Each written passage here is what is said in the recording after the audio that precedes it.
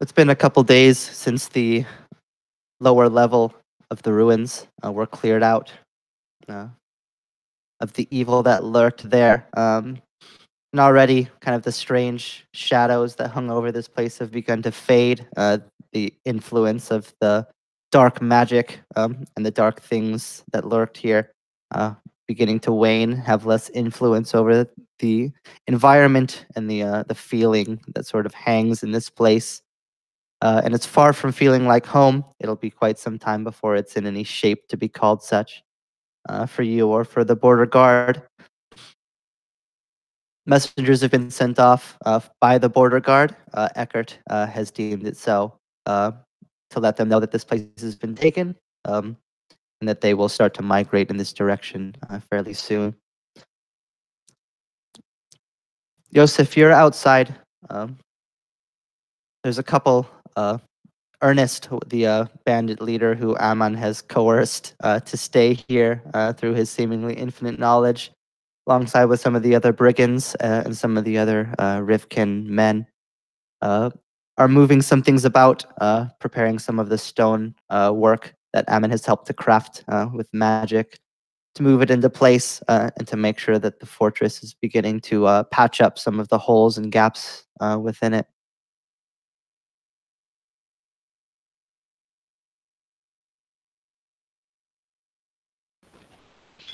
Easy, boys. Shift it over. Yeah, he'll be enjoying actually just some physical work, like moving around.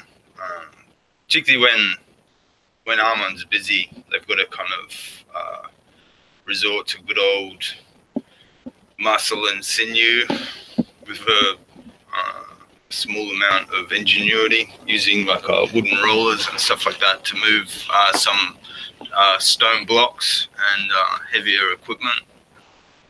And he's been using this opportunity to kind of test the mettle of these men and see if they're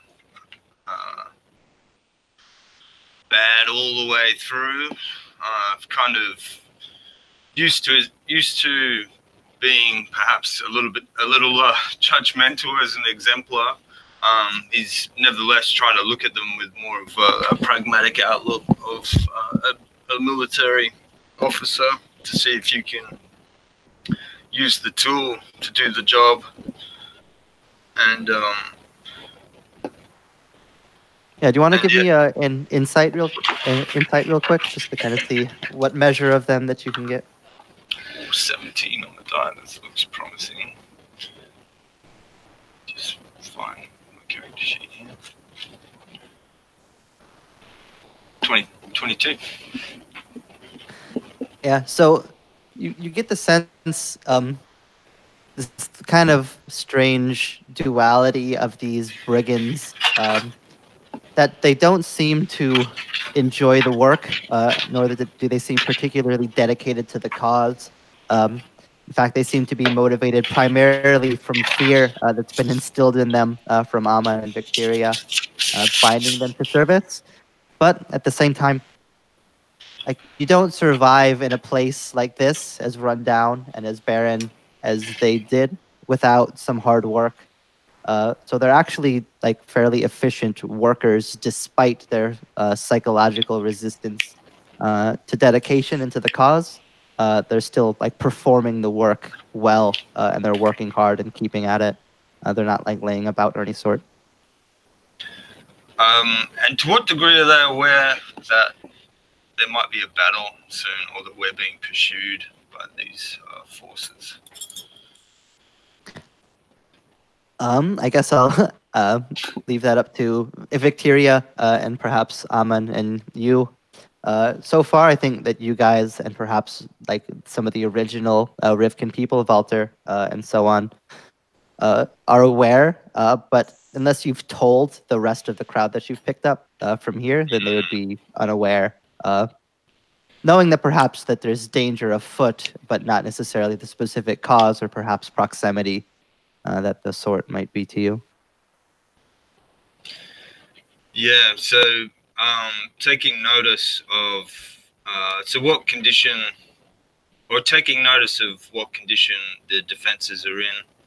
I mean, that would be the sort of information he's preparing, because he's aware they're going to be having a meeting to discuss strategies for the near future and longer term.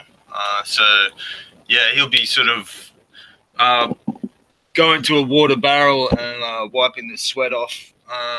He'll sort of move around the walls, checking the perimeter, seeing where everyone, the different work groups are at with their various pursuits. And perhaps after that, he'll begin seeing where the sun is in the sky. He'll begin moving towards that place that they've chosen to have the meeting. Yeah, you get a sense, kind of scouting around, especially with your military expertise that you have, that at this stage, depending on what sort of force comes at you, like, it would be in no place to withstand like a siege from a full-scale army. Like that level of assault, you'd have pretty much no proper defense for. There's far too many holes in the walls still. There's far too few gates placed in proper places that they would be able to overrun you probably fairly easily. But if a small force came by, it would be an honest battle. And there's a few enough choke points that you could at least attempt to defend it, though it would be fairly difficult. You may have to rely on some unseemly forces from your elven friend in a dire situation. Yeah, one of the things we might have done is use the cart, maybe to set up a temporary gating system, and cut down any trees close to the wall, and use them to construct obstacles. If not an actual working door, we could probably block up. I imagine there's one main gate with maybe a secondary. So yeah, it would be things like that, or whatever small measures they can take for the time being, but leave them. I mean, we don't want to block ourselves in. And I guess he's not sure.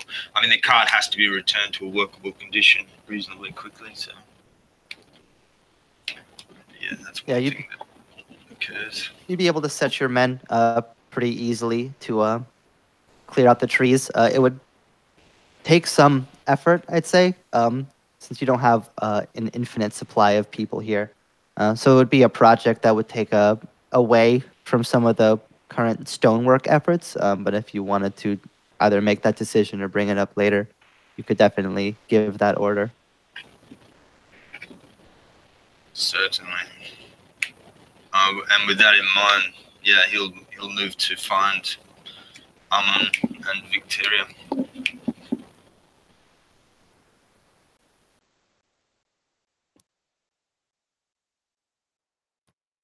Well, Amen. For most of the morning, most of the crew has been hard at work, doing their sort of physical labor that Yosef just described, working at stone, working at wood, trying to clear this place out and make it suitable for habitation. You've managed to work your way through some more of the book that Greymold had. I'm sure Aman is quite a capable reader with his elven sort of mind and perceptions. And the more that you seem to sort of look into it, the more that it seems like he may be onto something. His research seems pretty patchy, since he was just one man conducting in secret. There's only so much like official knowledge that you can gain from like dark experiments on your own. But it seems to at least imply in some sense that there is in fact power in the blood of the holy bloodline, and that perhaps there's some merit to gathering power from it, though how that power may be wielded by elves, there's no way to know since it's never been tried, especially not by this man. Yeah, I'm on. Heck, it's sorry, you go. There you go. I was just going to say, Hecate would have also informed you in the last couple days that the Tieran men have begun to work their way east from the oratory. and that it would probably be some time before they set upon you, and that at this stage it's basically like a scouting crew, so a couple dozen men across the fields, kind of working their way through. But to her knowledge, which would be quite well, and to yours, perhaps no great host, though you don't have infinite time. They will eventually make it this far east. Right. Okay. No one's been working, thinking about this thaumaphobia, the eating of magic somehow, and how it might apply. He thinks actually that it's very likely to bring on the sort of madness that many of his like friends and his kind would have fallen to. But he also, part of him thinks that this divine magic could be a huge boon if they're able to master it properly, and it might be a way for them to restore their proper place. But for now, he's not really too concerned with that. That's something we can look at over the next 200 years if he's so inclined. He's got bigger concerns right now. He would like have taken some time to take a lock of his hair and cause it to float with like his voice and draw some symbols in the air and sing by himself several harmonies. And he would like call for his friend, an old friend who died a long time ago, like through the centuries. The name is not something that he says anymore. Now he would call it Cenotaph, which is sort of like a name for a tomb. And he's going to summon his familiar, which he hasn't done in a very long time. Takes the shape of an owl. He's going to set Cenotaph to like watching over people he thinks might be worth looking at. Certainly those like soldiers who he's worried might flee at some stage. So he would make sure that they're always being watched, and at the first sign of any sort of danger or even sort of talk of fleeing or betrayal, that's when Ammon would go to them and inform them that he knows this and make an example, probably. In the meantime, though, he would be working his magic on the walls, getting like the small folk to gather up as much muck as possible and like pile it between holes in the walls.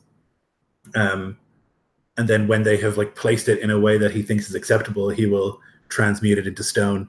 So he's been basically would be doing that as often as he can, which is I think twice a day, for like a 40-foot cube.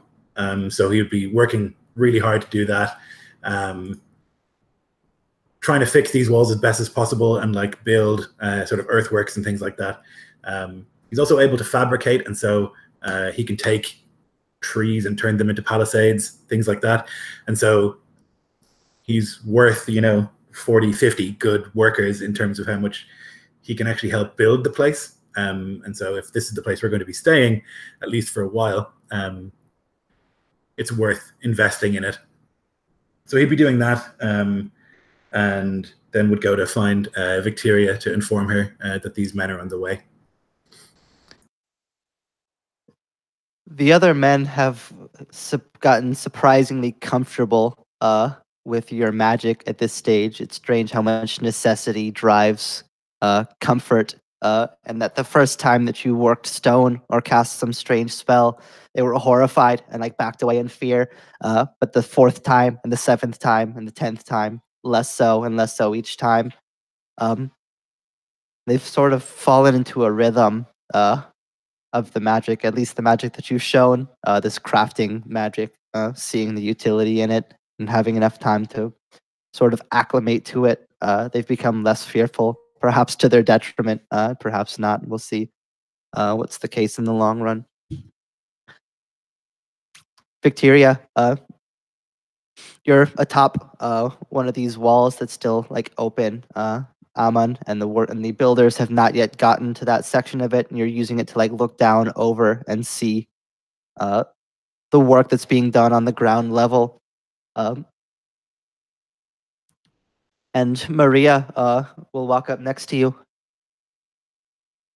She's like spent the morning like gathering some of your supplies for the meeting that's to come in less than an hour now. Lady, the table has been prepared for the meeting that you said. I've made sure that the men have set it up to your specifications. Thank you. And it's no place to ask, but the men have been speaking, saying what you found down there in the bottom. They say that you killed the dragon. Is that true? No. A madman, a criminal, a cannibal. That's what we found there, and his heretical abominations, which we too consigned to the flame. Yeah, she'll look a bit sheepish for having like believed the stories that she'd been told by some of the other people. Like the tales have been like exaggerated already. Um,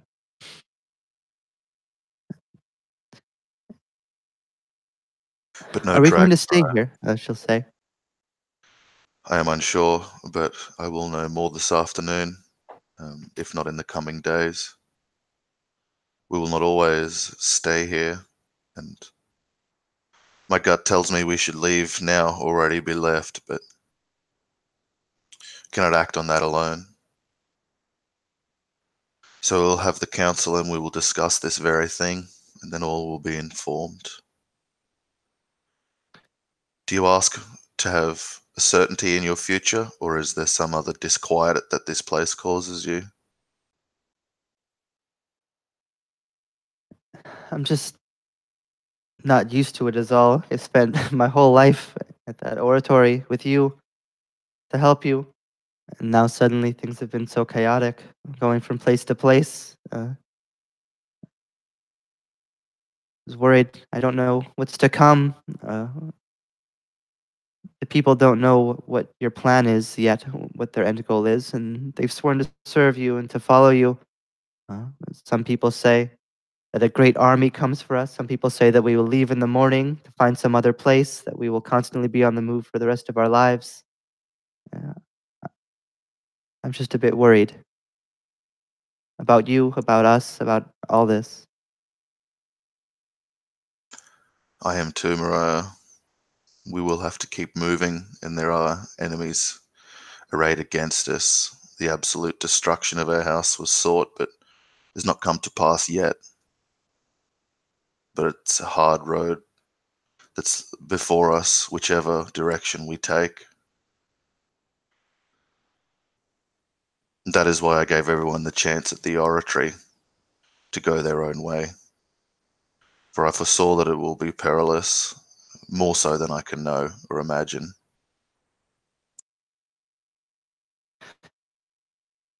Yeah, she'll nod, like simultaneously, uh, like made uncomfortable by the thought of like her fears being confirmed, but also like comforted that there's like still sort of a group effort about it, and that everyone's working together for it. She'll just kind of nod along to that. I can only offer you worry and my devotion, Mariah. For now, everything else is uncertain. Your devotion is enough for now, at least. Kind of like laugh nervously. I'm sure once some course of action is decided, it will help to ease. There's always a comfort in knowing where confusion is unnerving. Given you move about the people, how do you think they would feel to leaving this place and traveling again as opposed to staying here? Every day more comforts come to the place by the artifice of the men's toil and Armand's knowledge. But it's not home, even though it does house us.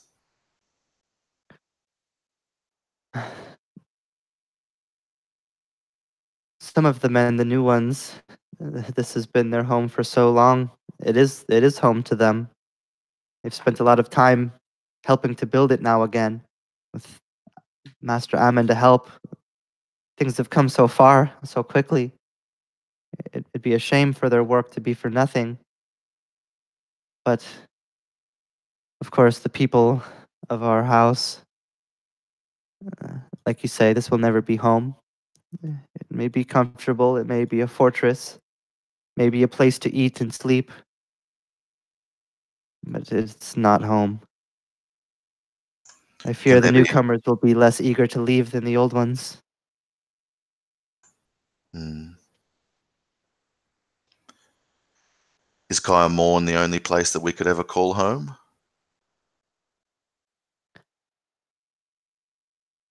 It's the easiest one. It's been home for so long. But I think that if this place, or any place, I guess, was to be built up, it takes time for a place to be home, more so than any comfort. If we were here for another 5 years, another 10 years, then perhaps this place would be home more than any other place ever was. And if we found somewhere else, then maybe that place. But each time we move, each time that we have to start over, it can be exhausting.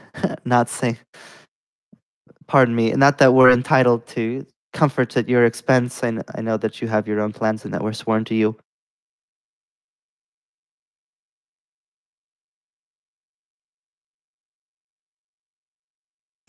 Thanks for your candor, Mariah. I should go to this meeting now, but I will talk to you this afternoon or whenever I know more about where and when we shall head next. Thank you, lady. And she'll excuse herself away. She'll stand still looking out the unshuttered slit to the toil below for a moment, just watching the toil before turning to go at a brisk walk to wherever the preordained place is.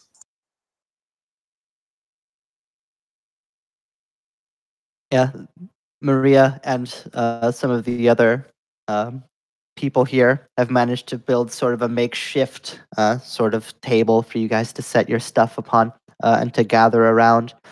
Um, there's no functional like chairs or actual things here. So like different crates and like flat stones and things of that nature. Excuse me, of that nature have been like set around it to like act as platforms to sit upon and to use. But the three of you will be able to gather.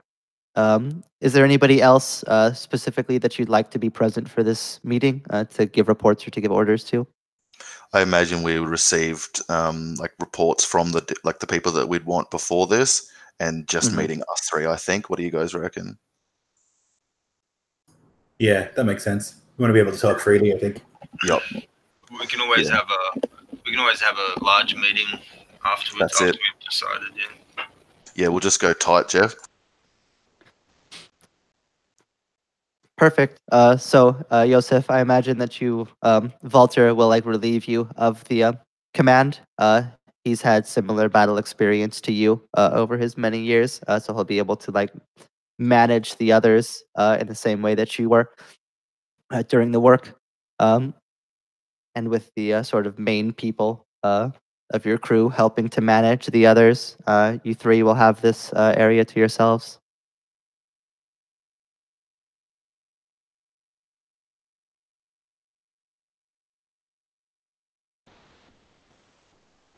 Victoria will walk in and give a nod of acknowledgement to each of the men, and then take a seat.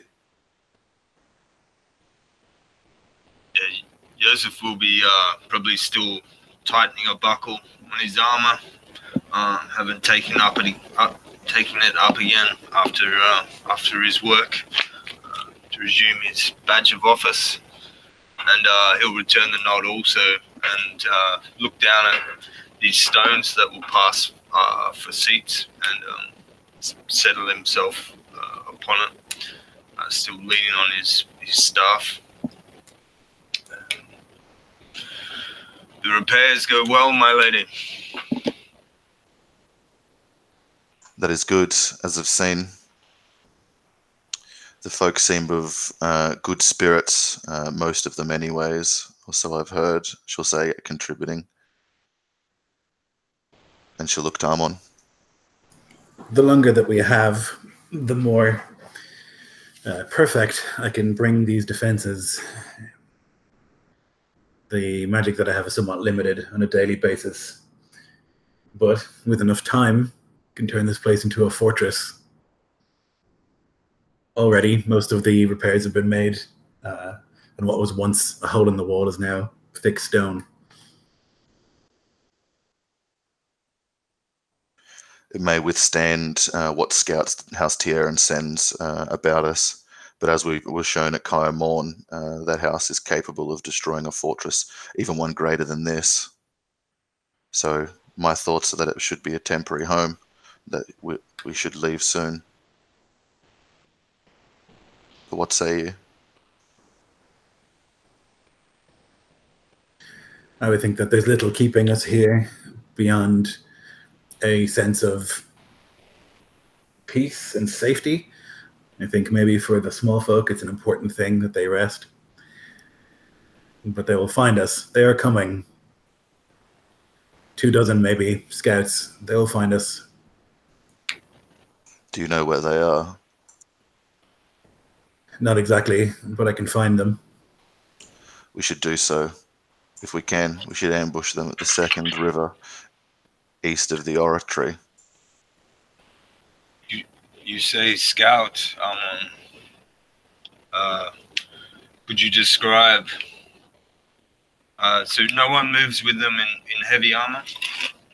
You think their intent is to spy us out only and return for a greater force? They are certainly an armed force and dangerous. Scouts, as in, it's not their entire force. Yeah, you get a sense, Ammon, that that it's like kind of a mixture between a scouting party and like a testing force. Like to their knowledge, that you might still just be like the 8 people that you started out with. Yeah. But if you've picked up a couple people, it's basically like, well, if 20 people can take it, then that's easy. But worst case, we know where they are. Yeah. Kind of a mixture of a small raid party versus and a Yeah. 24 come. I see this as an opportunity to reduce their force somewhat and prevent any news returning. And learn something of them. If we know their location and we know that Heket is not with them, then we can plan an ambush. And if I have time and plan it well, I think we could lose very few men in it.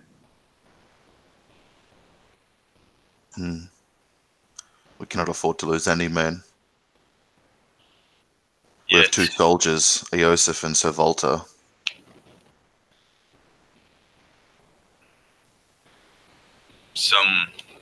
We also have many archers, as was shown when we first entered into this place. And while it is hardly an edifice to inspire glorious tales, it is, with Armand's help and the work of the men, stout walls and a place to defend. If we are caught upon the road, we will have neither. But no retreat if we are holed up here by the enemy. Yes, if a greater force comes against us, that would be a different matter. So you think we should wait here for the enemy to come and find us and then engage them, or try and drive them off then?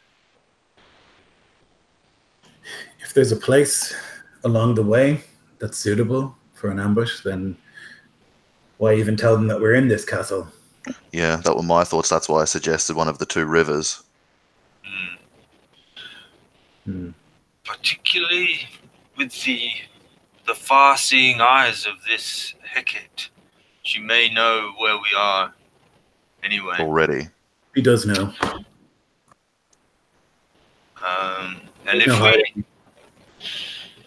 if we wait within these walls, then we leave the choice of confrontation to this force, whereas we would wish to force it. Yeah, As you I would said. rather fight them than await them.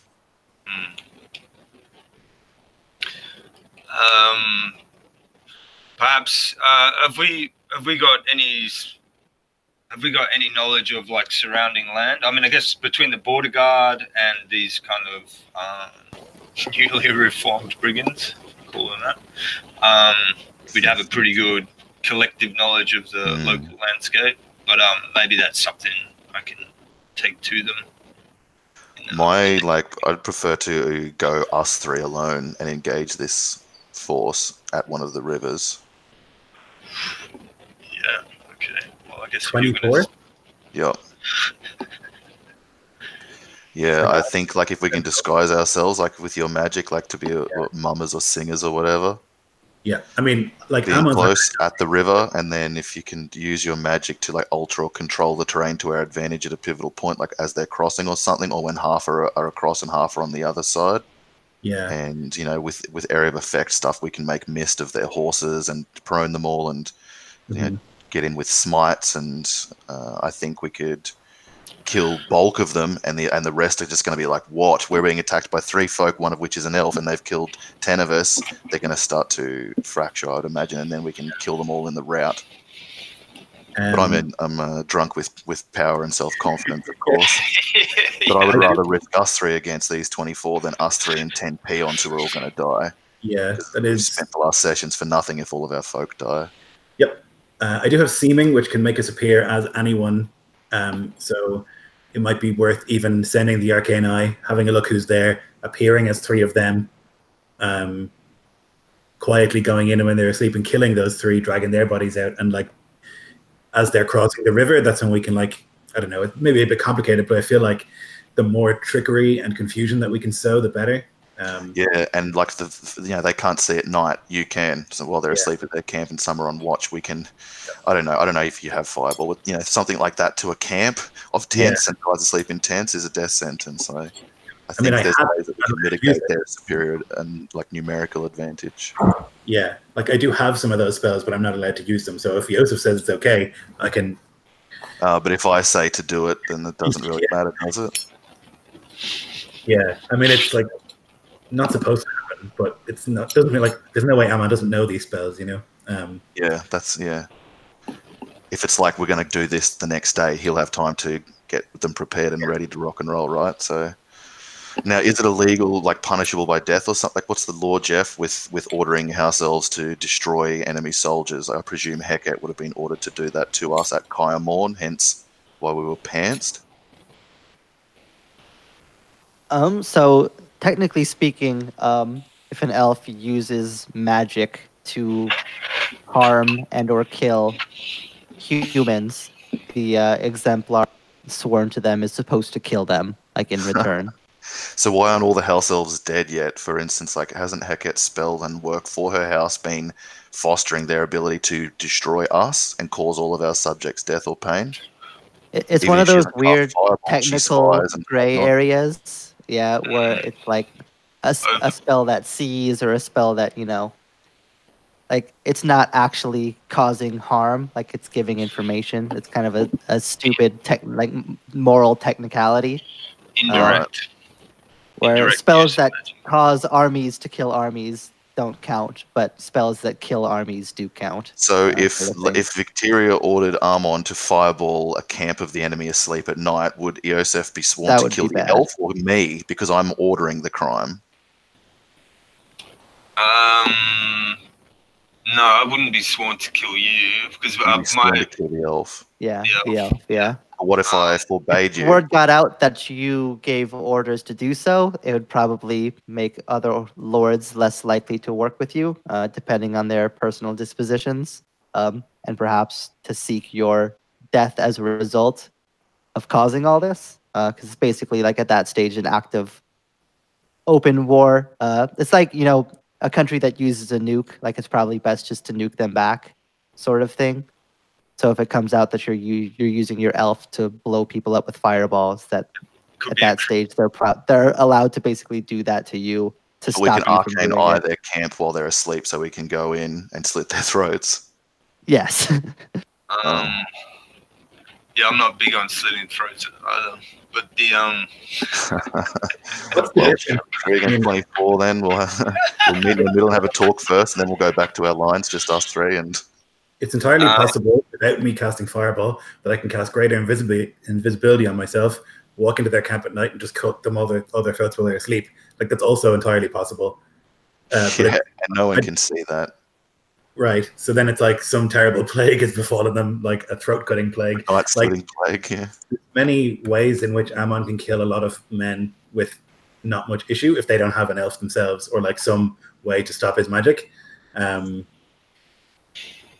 Okay, a couple of illusions that I can cast as well that will make them all just like drool and stare at the sky, and then you can cut their throats while they do that. You know, so I don't know like where the line is in terms of like what I'm allowed to do and what I'm not. What if I were to say to Armun, go and deal with these 24 and bring back prisoners to interrogate? What would he need to achieve that? I guess like the I don't know. Like I have a lot of options in terms of how I could do that. I could pretend to be one of them, hang out, like kill one of them while they're asleep, drag his body out, go back and pretend to be that person. Or just like, I don't know, like greater invisibility means I can be invisible and attack people, which seems pretty nuts. That at nighttime would be ridiculously powerful. One thing that you would know too, I'm sure, Aman, so I don't mind like saying it as the outside GM, is that they almost certainly know that you, Aman, are here. So the chances that they send some of their like people similar to like Eckert and Yosef, they likely have some of those people in their service. Whether they'd send them in this party or not, you don't know yet. But I mean, the chances of magic being met with nothing is possible, but not guaranteed. Sure. But I mean, if I wanted to kill Yosef, I could do that, you know, like, because it doesn't fight fair, I think. Yeah, so it's a toothless straw system of guardianship. I mean, mechanically, but like, if Yosef is asleep and I cut his throat, like, he'll die, you know? Yeah, it's a stand-up fight versus subterfuge. You know, like you could definitely arrange a death very easily. But a stand-up fight might be a little bit. There's no way Ammon wins a stand-up fight ever. But he never. There's no way that anyone who's read like the Book of War ideally tries to get a stand-up fight anyway, right? Like stand-up fight, you know. It's just not an option. It's the last option, if you ask me. The stand-up fight. Well, I'm saying if you go in to try and kill them, you might not be able to get a clean. Like they may be alerted to your presence through magic. I can't think you of get away though, right? Or even better than get away, lead them into a secondary ambush. The other consideration, my lady, if they come upon our fort as it is, it brings the border guard, forces the hand of the border guard to defend us. To do what? If they attack, yeah, that's right. But Tieran would be stupid to do that. I don't think they will do that. If they realize it, they might do it inadvertently, but I don't think they'd... Oh, maybe they would risk it, actually. They're a powerful house who smashed us in a day, and the border guard are a couple of dozen, you know, scattered around here. Couldn't take this place. What resistance are they even worth? They just... Tieran could puff them out, I guess. So I don't know how much they are as a determine, actually. They may claim this chapter is bewitched or somehow has betrayed its charter. This chapter, as in like this place, do you mean? Yeah, the border guard attached to this this fort. That's basically primarily the bulk of our fighting force, other than sort of archers and skirmishers, such as the bandits and that are. Perhaps then we should just give the border guard this place right now, earn goodwill with them in return for housing our folk here, so that if Terran want to wipe out our folk while we're here, they'll have to desecrate the sanctuary or like the neutrality of the border guard and we who are staying with them. And therefore potentially draw the rest of the border guard into our hand, who are already on their way, according to old mate, who sent off word to them all. Yeah, which is it's going to be great. Okay, so we'll hand this place over to them after this meeting. But after that, like, what are we going to do about this? This two doesn't. Um, I mean, if they come here and we're not here, does it? Like, I do agree that we should kill these guys if we can, because it's 24 men that they're down, you know? And I also do think that's entirely possible that we can do that with the three of us if we use shady tactics. Just a question of like, if we use smart like tactics and unfair tactics, you know, like it's going to be very gamey and very like unfair, but strategy. we're in an unfair situation. Like we have to Right. have an unfair response. Yep. I'm fine with it, both as a player and as Amon. Amon doesn't ever fight fair if he can help it, you know. But I feel like maybe Joseph might have a problem with it. Like Amon will go Joseph invisible. isn't going to have an elf to kill or a house to serve, like if he doesn't compromise his morals. Yeah, like I will go in there and cut 24 throats while I'm invisible, you know, and I like. Yeah, I'll condone it. Always tricky playing paladins, but I think because he's like a oath of vengeance, it's more about him focusing on what is the major enemy. It's not necessarily about being righteous, or the righteousness isn't always the major issue, although it's probably important as an exemplar, but it's about dealing with the guilty party, exacting justice. So in this case, I think House Tieran has attacked one of the sacred invested houses of the disciples, which is the legacy of the... I feel like that can't be much of a crime though, or like a misaction, because no one else gives a shit. Like, so it can't be a crime, you know? Right, like none of the other heads seem to care. Pardon? Like none of the other heads seem to care. That's it. Yeah. So it's not like that's not really a thing. There is no like disciple protection or anything like that. Yeah, well, I guess that's up to Jeff to give us a bit of a hint on whether it's maybe just that's happened over time, is that people have, like, it's become more about like secular power, like money and politics, and it's like that's kind of on the wane, but it doesn't mean that the exemplars themselves don't care.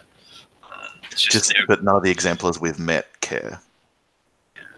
At the oratory, where a lot of them are, where we started, you know. I think they're like they're out with all the elves, I think, but that would be the interesting question too, to see what if there is an exemplar that's connected to Hecate. There must be. Or whether would it matter if there were either way? Well, if they've done him in or something, or he's somehow compromised, or even if he's just like you and unknowing. At this stage, You know what I mean? you don't know. You'd assume that there would be an exemplar that's bound to her, just like you are to Ammon. But I don't know that Ammon. I don't think you've seen Hecate in enough time that you would know who our most recent exemplar is. Are your eyes able to see past Hecate and spy out the exemplar who should be at her side? Unclear. She is as capable as I am and has defenses in the same way that I do. I share some information with her and she shares some with me, but it's a game, really.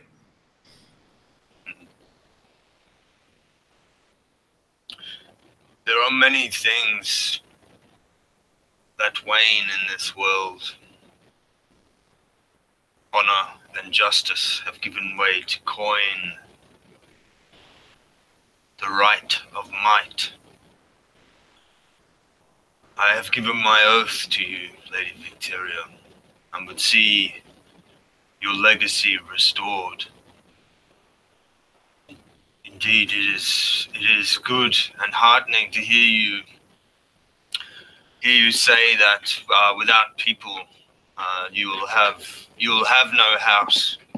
You will merely be a lady upon the road. So it is right that we look to their interests. But I agree, this is an opportunity to strike a blow against House Tieran. Whether we do this under the aegis of the Border Guard or seek them out is another matter. But I'll not go creeping through the night or see it done in such a way as to bring dishonor to your house, or indeed force my hand against Amon.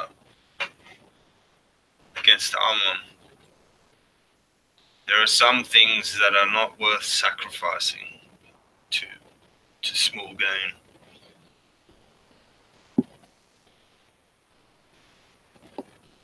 What information do you share with Heket? We keep each other appraised of where we are. She has told me that these men are coming. In return for what? In return for telling her that we go east. I did not tell her specifically about this castle. And what of their orders? They are to discover if we are here, and if we are weak, deal with us, and if not, go back and return and bring with them a greater force. Why did the two of you conspire? It helps us both. How? If I know where they are and where they're going and when they will be here and all of that, it is helpful to me. And But to her, she knows the same. She can feed information. What we are doing is trying to avert some sort of disaster. What I am trying to do is avert disaster for this house. I believe, lady, that you are unusual among your people, and I'm trying to convince Heket of that thought also, that she might join us. But that will be a slow process. What if she's merely playing you? That's entirely possible. You say it is a game and you help each other. How But have the you wages helped are our her? lives. How have you helped her, Amon? I have told that we are going east. We agreed that I would always be ahead of her, that she would give information that is useful, but not so useful that they would catch us. That deserves the interest of her house. Correct. Or so we believe. So we believe. So, I don't know how loyal she is to her house. her sympathies are with you, then, Amon. Possibly. Her sympathies at least must be with her lord in some ways. They could not have destroyed Kayamorn so without her assistance to overcome our army and house elf. Perhaps her sympathies are with her own kind, and humans do not matter.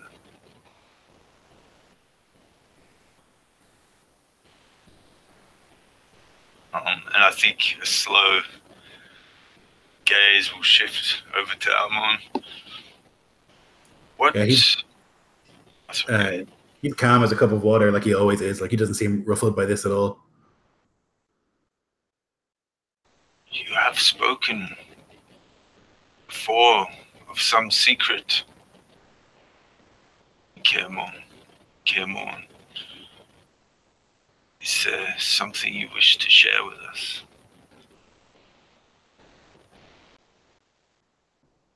It's a matter of the arcane. There's something beneath Kaer something dangerous and powerful. What is it? What is it called? I won't speak its name. It's a thing of great power, not really of this world. Why will you not speak its name? That would draw its attention to me. What is it?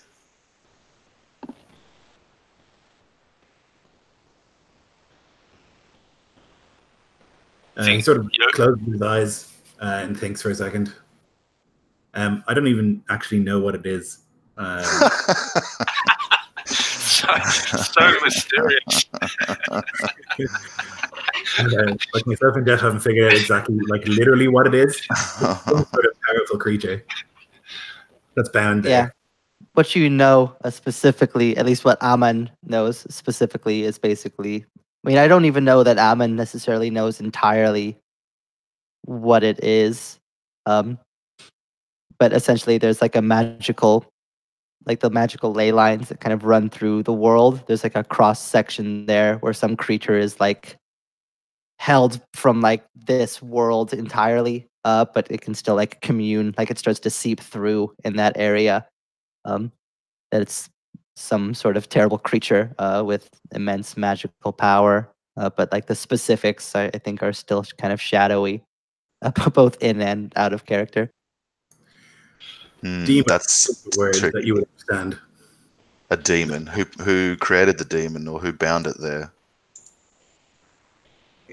Was it bound by us after the destruction of the elf empire, or was it bound there before humans came to rule the world? It's not bound there by any power that I understand, more that it cannot fully enter our world. And I was seeking, before we had to leave Cairmorn, a way to keep it there from entering. And Hecate? She knows not of this. But you said she has art equal to your own. Yes, but she has not been there. One of the reasons I would seek her help is that together we might be able to better understand this thing. To make sure it stays safe, or to bring it forth? We do not want it to be brought forth. No one wants that.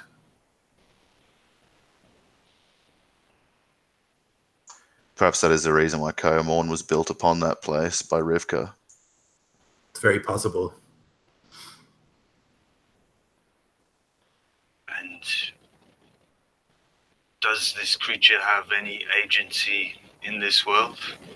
Could it work upon a house that has abided there for many, many years? It can speak. It can deceive. It can make promises.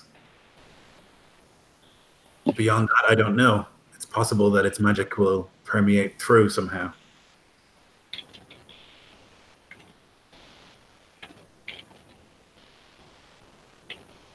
This is a threat to the world? It's a threat to the world. Greater than the threat House Tierra poses to the 20 or so of us left to House Rivkin.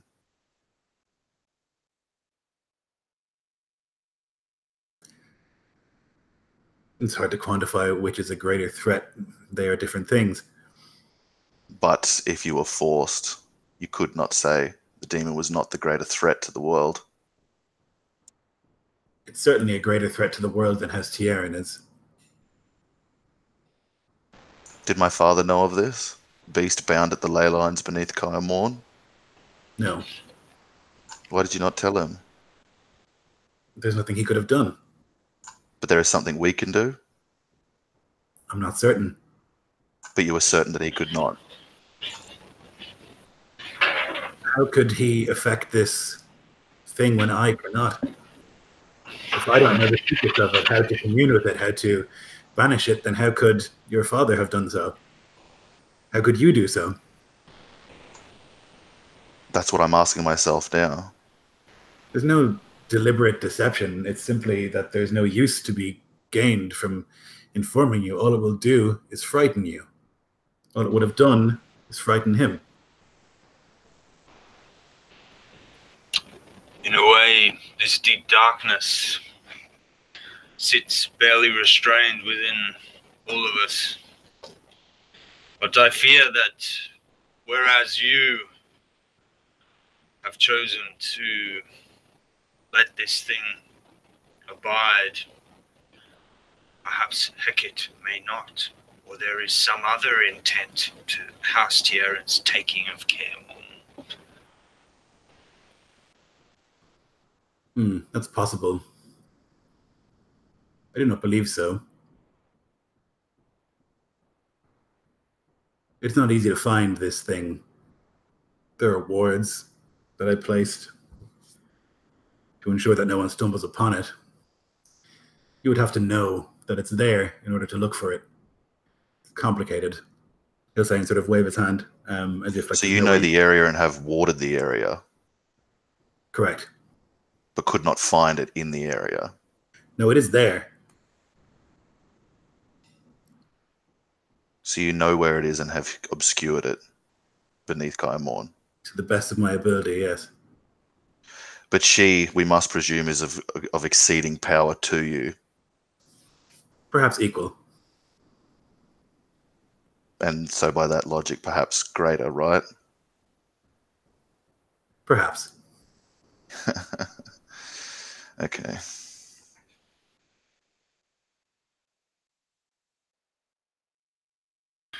It seems you are an exemplar of your own, Amon. Divorced from your charge. I do not know what this thing is or what power it might wield, and I thought it best to keep it there, hidden away. Well, such mysteries, while I acknowledge the gravity with which you speak of it, and I'll kind of do a poor imitation of one of our once dismissive gestures. I'll say such things are beyond my ken for the time being. Perhaps we should speak of strategies for your house, my lady. You speak of leaving, yet I do not hear of where you would take us, or what would be your intent. I had two thoughts. One, to go directly to Kaer Morn and infiltrate the place as we know it better than any, presumably alive, and there cut the head from the snake and earn our fate against the hordes there, or try and attempt to bind them to us by our power manifest.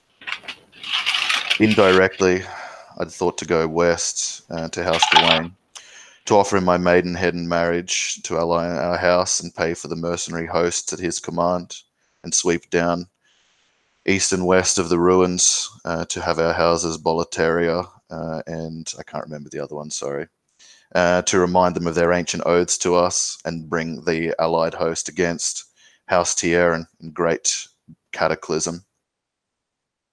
A single decisive siege of Kaer Morn, essentially. But the knowledge of this demon-bound or veiled changes much. It makes me feel the 24 coming against us are insignificant. It makes me feel this place is insignificant, and my quest for vengeance or reclamation too. Not so, lady.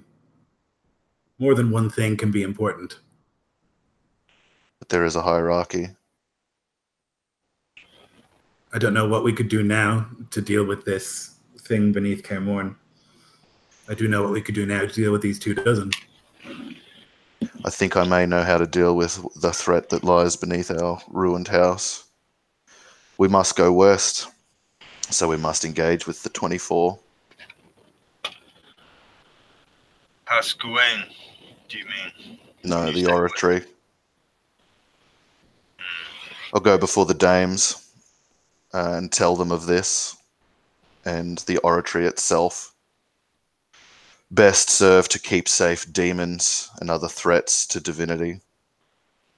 Should we not first discover more about this threat? Could be a boon.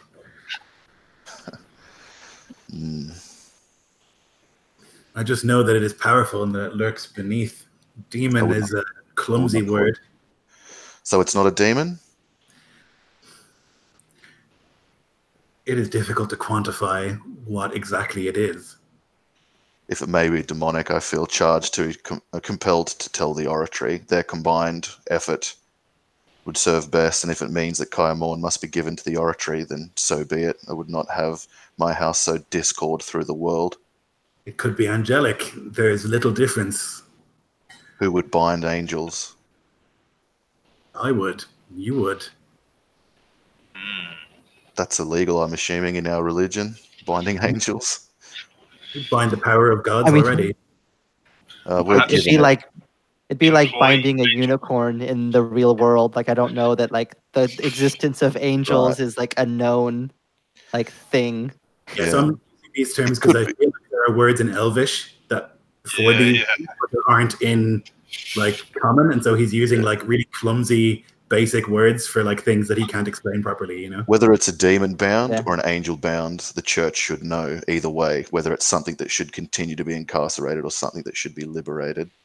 Once you tell them, lady, then all options are gone. We have no more control over the situation. They will go in and they will do what they want, and they may remain there forever and take care more from you.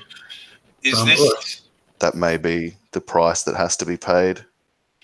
Amon? Is this something that has happened in the past with the elves, where you have trafficked with demons? Yes, we have bound them, summoned them, though none like this, smaller, less powerful.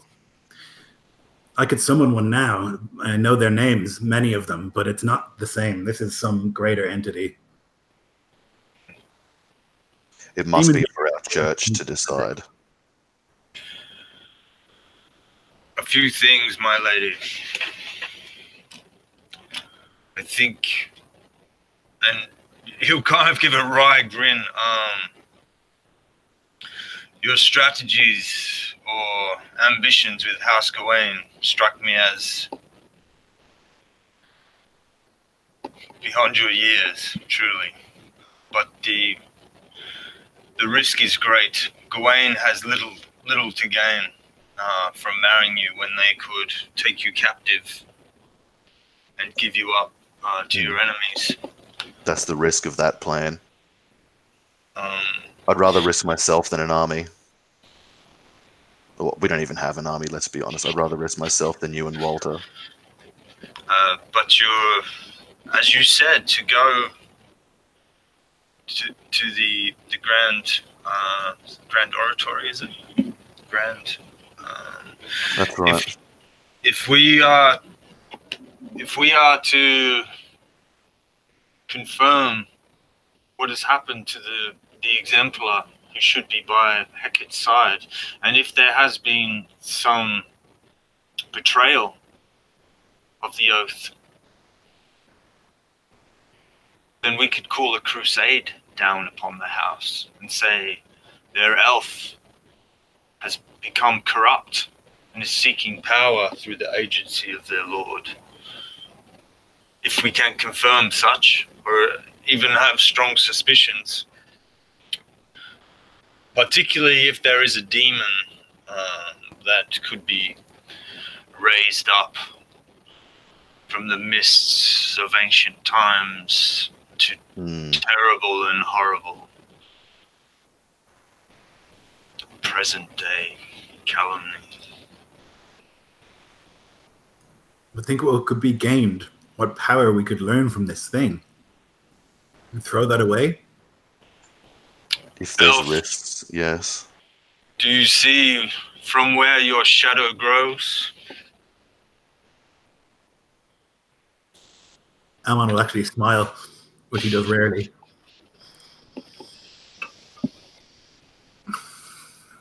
I do as I am bid. Then we shall leave our forces here and give this place over to the border guards. We'll go at once to the oratory. Circumvent those hosts sent against us, for they are insignificant by my mind to this greater threat, and we will tell the oratory of all we know and have learnt. Leave them to their thoughts and go west to Gawain. And if he does take me by force and sell me to House Tieran, the knowledge of what has transpired at this table at least will not die with our house, but may be acted upon. You will not be taken by force, lady, I can promise that. This thing beneath Caermorn will not happen tomorrow or in a year. It could be 20, 50, 100 years before something happens there. But we don't know for certain. No, we can't know for certain. And perhaps it could be unbound this very day. I could not do it. But Heket might, or perhaps could. I think it's unlikely, lady. This is why I did not tell your father, and why I hesitated in telling you. This human terror of things beyond your understanding makes you act rashly. I've been acting rashly since the destruction of my house. It's all that's kept us going. And now you turn away from that and the focus for this ineffable thing that you do not understand even the basic concepts of. Yeah. Our house elf cannot describe it to me or know if it is demon or angel bound beneath our house. Then how That do you fills me think, with concern. lady, that these, and he like hesitates to say apes, these people in the oratory will know better than I or Heket. They will have no clue of what it is. They're The fumbling. vessels of the Saviour's grace. Through him they will know. They are animals and they don't understand these things. We're all animals that don't understand these things. You are all animals that don't understand these things. But you do not understand or cannot quantify what this thing is, and are animal by the laws of science you have taught me. I have time to discover it. We do not. I think it is a mistake to turn away from this path of conquest to look at this thing.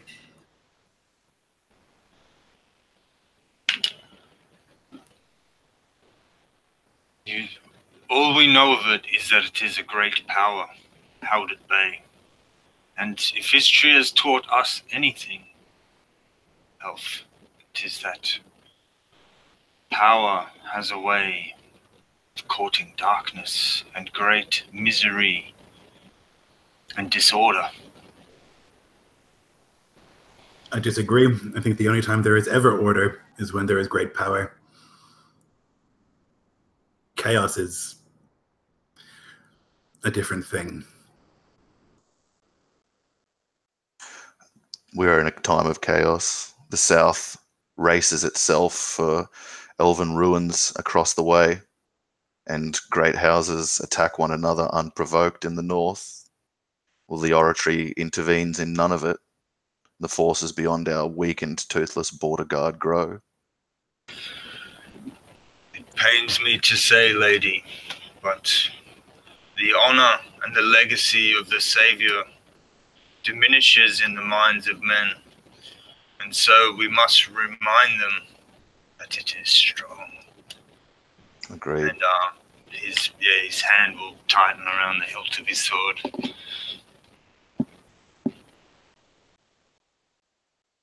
I will not forsake conquest of Kaer Morn only at the behest of the oratory, but they will be informed of this. You will lose. You will lose the place. They will take it from you and claim it.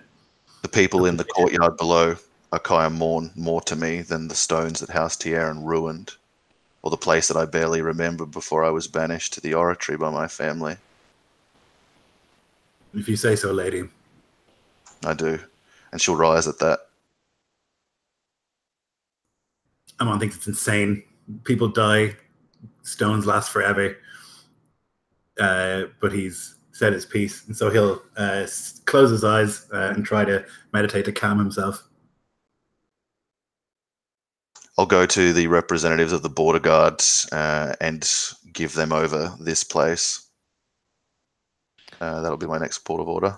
So they're gonna. So just to sort of clarify and summarize, because you covered a lot of ground there. So the plan is to head back west towards the oratory to meet these 24 people on the way, to take them out, tell the oratory about the thing under Kaer Morn, and then continue to Gawain from there. Yeah, except for the part about engaging the 24. I want to ignore them and just go directly by the oratory, by magical quickness if necessary. Are there enough forces to hold against that 24 here if we leave? Like, how many border guard are there? So if the rest of the border guard get there first, then there would definitely be enough to make it not worth attacking. And they'd also have to like figure out, because I think it'd be fairly easy to recognize Amen or Victoria or you, but if you guys aren't there, like the chance that they recognize, random Rivkin peasant as a member of the house, I think is less likely. So they'd have to. It'd be a lot of effort to figure out and then assault. It'd take a lot of time. And the border guard know the situation, don't they? Because they know that House Tierra took. I was straight up with them when we met them 2 sessions ago. So the other thing is that I guess they've got to agree to look after the people.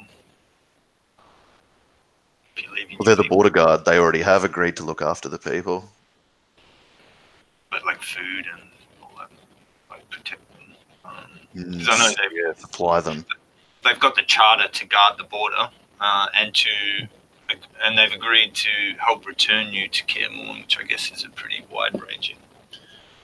Yeah. So the agreement was basically that you guys would basically cohabitate this place while you were here, and that once you decided to leave, they would help you take Cairmorn back.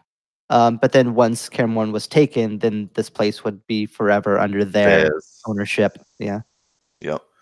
Yeah, but so I'm going to try and break that agreement and just give them this place and not bind them to coming with us. Well, you don't need to. We can go on we can go and do stuff, and then they'll still be operating under that agreement. Yeah, but I don't want to have any legal way that Tierra can attack into this place and kill all of our peasants. If they're our peons staying with the border guard, it's dodgy for Tierra to assault the place. But if this is like some weird legal agreement where it's ours for until we take blah blah blah blah blah, like I feel like it's fair game for them to just sack the place. Like, who's going to stop them? Who has tried to stop them anyway? So that's why I want to give it over to the border guard. I don't feel like we lose anything really. Like, it's just a shitty ruin that no one's deemed to take back in the last century. So let's leave it. Let's leave it to the border guard. I'd rather earn their friendship by giving it this gift earlier than expected to them, than embroil them further in our pain to come. I wonder what military advantage they could give us anyway, seeing they weren't able to rout out these bandits from this place anyway. So I don't feel like it's much of a loss militarily either. Well, once they've got a place, like if the rest of the border guards start to gather here, it's going to be at least more significant. Yeah, the other houses will be pissed. I think it'll be an easy PR campaign for Tierra, and if the border guard are colluding with us, or argued to be colluding with us, so it extricates them from that as well. Yeah, that's a good idea. Yeah, so that's where I'll go. I can't remember the name of the guy who was in charge of the border guard who were here, Jeff, but Victoria would, and that's who I'd go to seek out. So the person who's here in the keep right now, Eckert, is sort of the managing person there, but Arthur is the actual leader. He's still on the way. Yeah. Okay. So and was he there has a not lady, arrived yet. A commander that we spoke with who went with us to this place when we took it for them? There was a woman. So she stayed with Artur and the others. It was Eckert that went with you, kind of out of the 3 commanding people of that section of the border guard.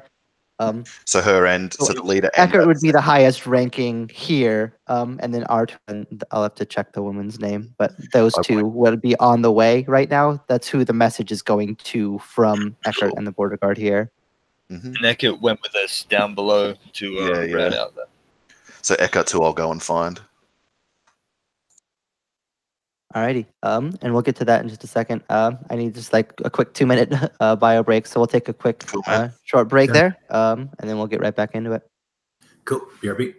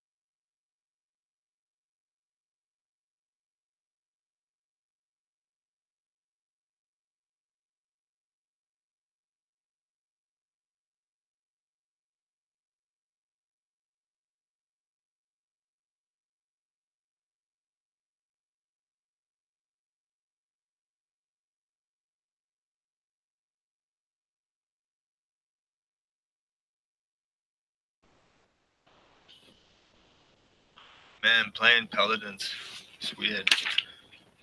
But I did just read back through the Tenets of Vengeance, and it's like by any means necessary. So I'll try and bring that to play as well, because I know you guys want to do a bit more sort of cloak and dagger sort of stuff.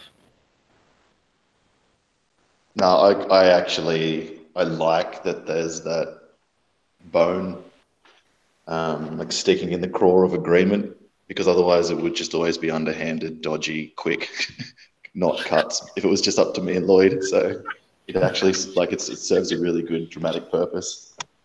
Man, Yeah.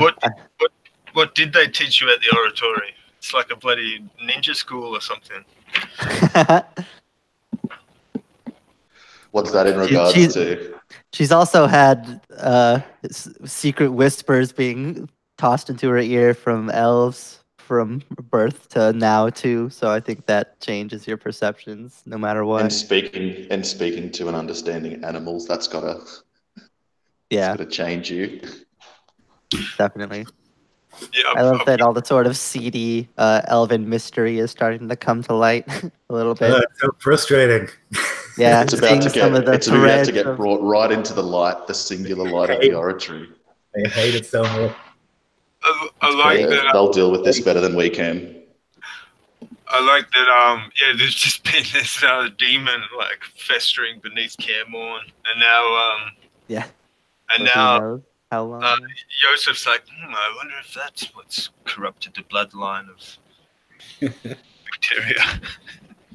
Yeah, I love this sort of like weird dynamic push and pull that Victoria is going through of like no, Ammon's right, we should be sneaky and take them out by whatever, but also like he's wrong about this thing, and that like I need to like route around him and go to to both be on both people's sides, both like Yosef and Ammon's sides on different things. What are these humans going to know that everyone doesn't, is what he thinks, you know? Like, how are these like priests and dirt worshippers going to know what this thing is when he, with his centuries of like specific study in this subject, doesn't know what it is? It's like crazy to him that you would go and tell these people, because they're just going to take the castle away.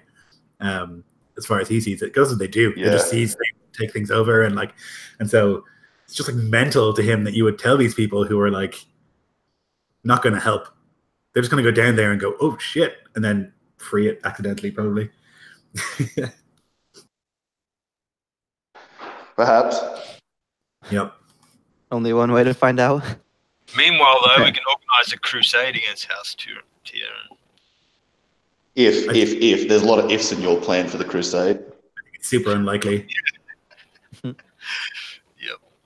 There's ifs everywhere, man. I think I don't know, for me, like our best bet is to like quietly take out our enemies and like work against them. And I feel like the more you involve the church, the less control we have of the situation, and the more we have to like do as we're told, and the more it will be watched, the less that I can do, which is one of our big advantages over like most people, is that we have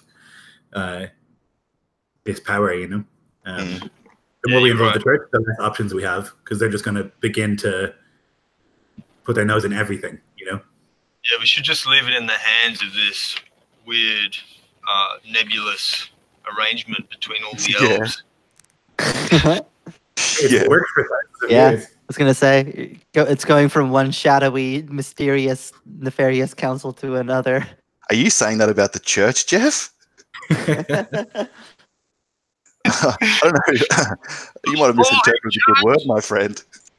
Be right.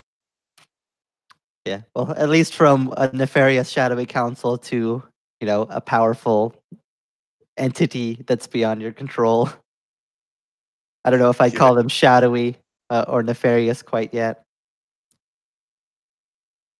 Oh, they're easily as nefarious and shadowy as the elves, I would say. They're all humans. They're all everything. They're the whole spectrum. There'll be good and evil in the church. But the way I figure it, the Saviour's might manifest only comes to those that he favors. So I kind of bank on that. Like, I imagine if Iosif broke his tenets, his power would fade. It seems, though, that there's like a blood reason that people have power as opposed to like a chosen reason, you know? according I to think this, it's like both, right? in the blood situation, like it doesn't have to be that you're chosen. You can just like gain it, you know. So it's probably just like if you're descended in some distance from the disciples, as opposed to like Mhm. being chosen. And curiously, it's all the people who have the power that get chosen. You know, that's how Ammon would see it. Yeah. Yeah. And there's, that idea that like belief is the channel itself. Out of character, that's intentionally vague as far as whether the power has a blood cause or faith cause. Yeah. The belief Victoria would have would certainly be that it's caused by faith. And that basically everyone in the church would have would be the same. Because she manifests like divine powers and arcane powers, and then like druidic, which I guess is a sort of divine power as well. So she gets like power from the prayers and from the blood The old twice. pagan powers. Weird. Animist. Lol, if it ends up being you burning me to death, Joseph. For my blood sin. Yeah, or you. Yeah, anyway, there's many ways this could end. PvP.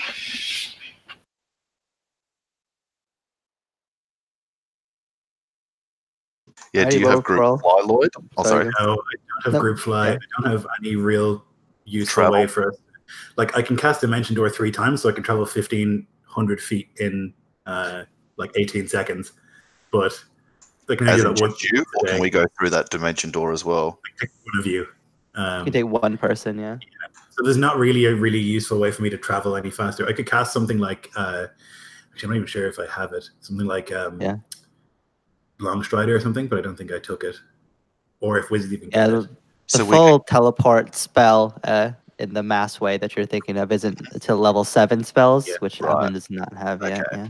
But we could, for instance, travel in a small, like just a couple of us, and go as we need. And when we go anywhere near that could be like dangerous or slow us down, dimension door away from that, and then again, and then continue traveling. If there's a teleportation circle in the oratory, I could bring us there. Would there be? That's arcane magic, though, right? Yeah, I don't know that there would be because I don't think that they have any elves Yeah, that it would be have ever divine magic. resided there. Yeah, Mm. like I think that there probably are like teleportation sigils in some of the keeps that like only like that elf knows or something like that. Yeah.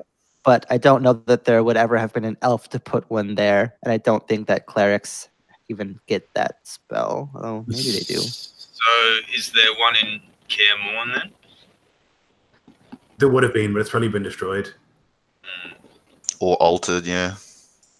It's probably Yeah, something. its current status is unknown. I guess it'd be your first And I step. think that it's probably in a public area. So if there were any Tieran guards even at all, and they would probably know that it's there. So you could be teleporting into the middle of a The hall or something. yeah, exactly, in the middle of the main hall or something. Because So I it's think there potentially. You could at least try, but it would be dangerous. But the oratory, I don't think would have one. I don't know that they would ever have been a purpose or Yeah. cause for elves to have put one there.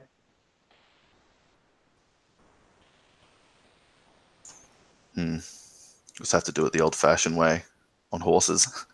Mhm.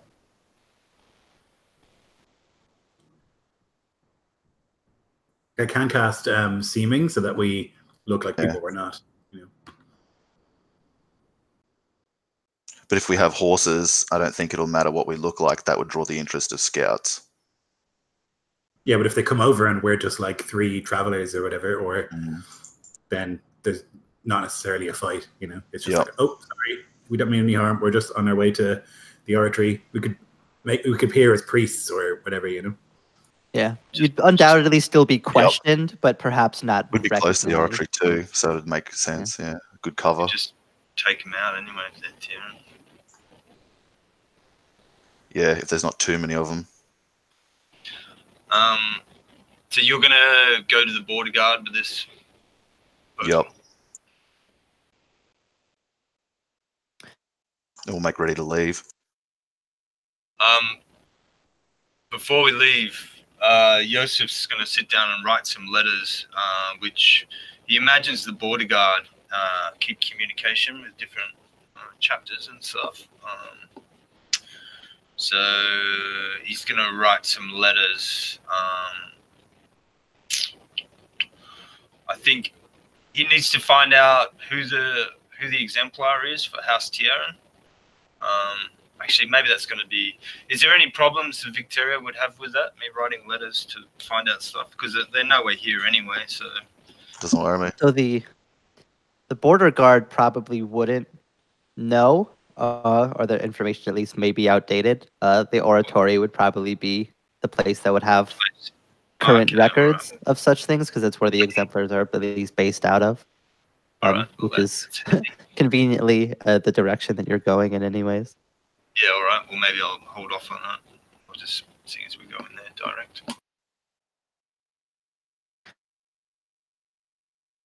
Alrighty, well, if the out of character strategy is done and we're all set, then yeah, Victoria, you can find Eckert. He's outside with Walter, kind of helping to oversee. He's got some of his border guard that have remained here, the messengers that did not go out, helping your crew with some of the work, as this will be their home for now, even not knowing that you intend to give it over to him entirely. And are you going alone, or are Eamon and Yosef going as well? Either or, like it's up to them if they want to do other stuff or get ready to leave this place after. But she doesn't like need to have other people with her.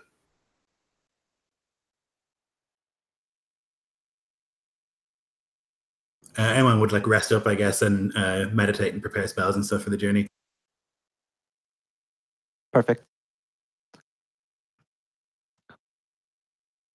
Yeah, so Eckert and Walter are like standing there, kind of like moving around, giving orders to different people. One of the brigands has just like said something to Walter, and Walter has like said something back and like sent him back away, presumably with some new task to attend to. And they'll both see you approaching, and Walter will like give a low bow.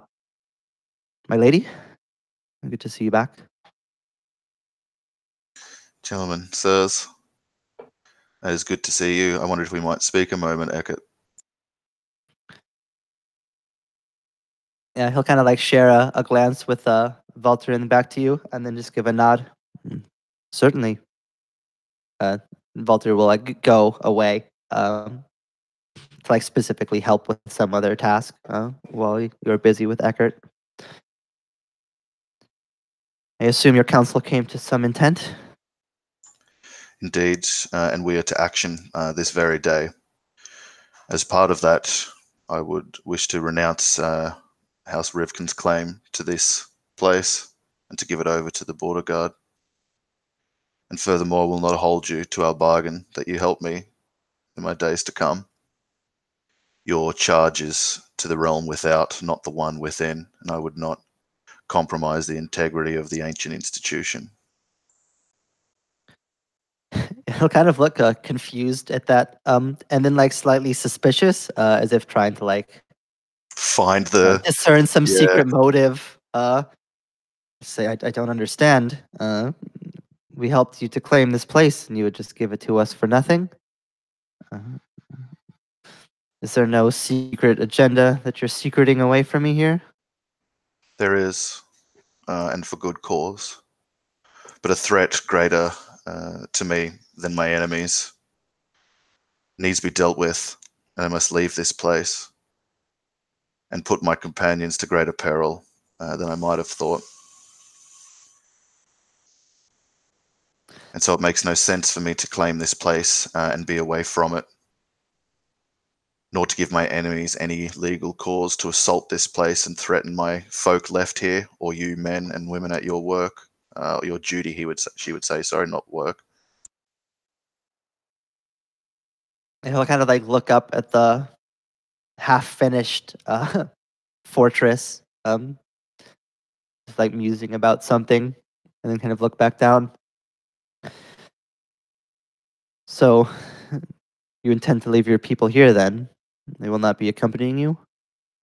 Some will, but most will not. I would trust that friendship between us would be enough to keep them sanctuary in these walls. And if she can, with her like facial features, she'll gesture when she says walls to hopefully somewhere they can see nearby where Armand has made like some great spire out of the mud and turned it to stone, or parapets that would have taken really a year or more to construct, done in days. Yeah, he'll just kind of like nod. If that is Well, not if they agreeable, then they will come with us to the wilds and to the road before us. But ours is we mean haste, and we cannot stay to speak with Arta or the other lieutenants of your order. And so I must make this with you. if they're to stay here, as long as they're willing to continue their work, continue their hunting and their building, I don't see why we couldn't use their aid and help provide them with their own food, protection if it comes to that. Though, as you say, I prefer that there be no cause for such things, especially if you're not to be here. There is enemy coming here after us, but we will be long gone from this place when they get here, if they get here. Enemy? Of what sort? Our house's enemy, Tieran. Do you know of whom I speak? We're familiar with the names, at least, of the houses. A few of them have actually been seen. They seek me to kill me, that my house be truly extinguished and there be no claim against their twin claim now of both Vostin and Kyle Morn.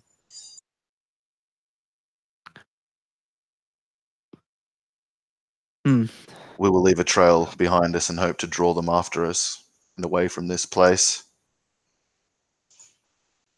But you should know there are 24 armed men looking for me in a house that would pay handsomely for my head or body.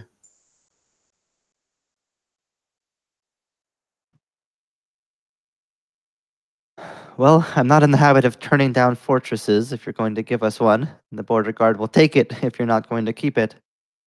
It's yours. Well, then in return, I'll at least offer you something in return, a small pledge, if it can even be called such. If these people do end up coming to our gates, we have not seen you. We do not know you. Oh, friend, would not have you lie and compromise yourself so. Tell them you have seen me. Tell them whatever you wish of me and that I've gone west. Let them come. Let them come and face us. You want me to send them after you? I don't understand. She doesn't want to like embroil this dude in schemes. Like she just wants him to tell the truth. Yeah, he's Tell the just truth to these genuinely people. confused by that statement. Like he Doesn't doesn't trust get. me so much that I. Yeah, that's what I'll say. The truth. Okay, it's like you're giving us a castle for free. People are coming for you, and you want us to tell them where you are. Like he's just trying to like understand. Like it doesn't make sense to him why you like offer all this up like so freely. Yeah, maybe sensing that, she'll say, it's because I wish to draw them away from what folk will leave here so I don't have any of my old people or women and children threatened by their soldiers, you know? I'd rather have them on the road after us than like sniffing around here, which is why I don't want him lying or doing anything like that that could earn Tier and ire.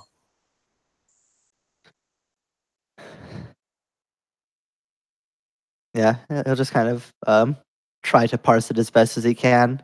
Um, well, as I said, I'm in no place to stop you. I won't pretend to understand your motives, but at this stage, I can't say that I need to.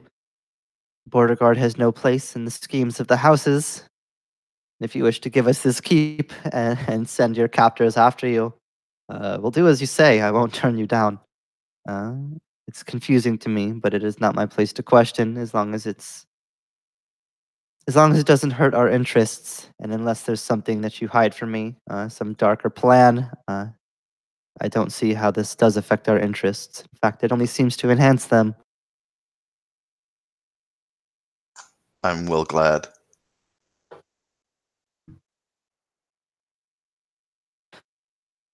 Well, then when Archer gets here, I'll let him know that this place is ours.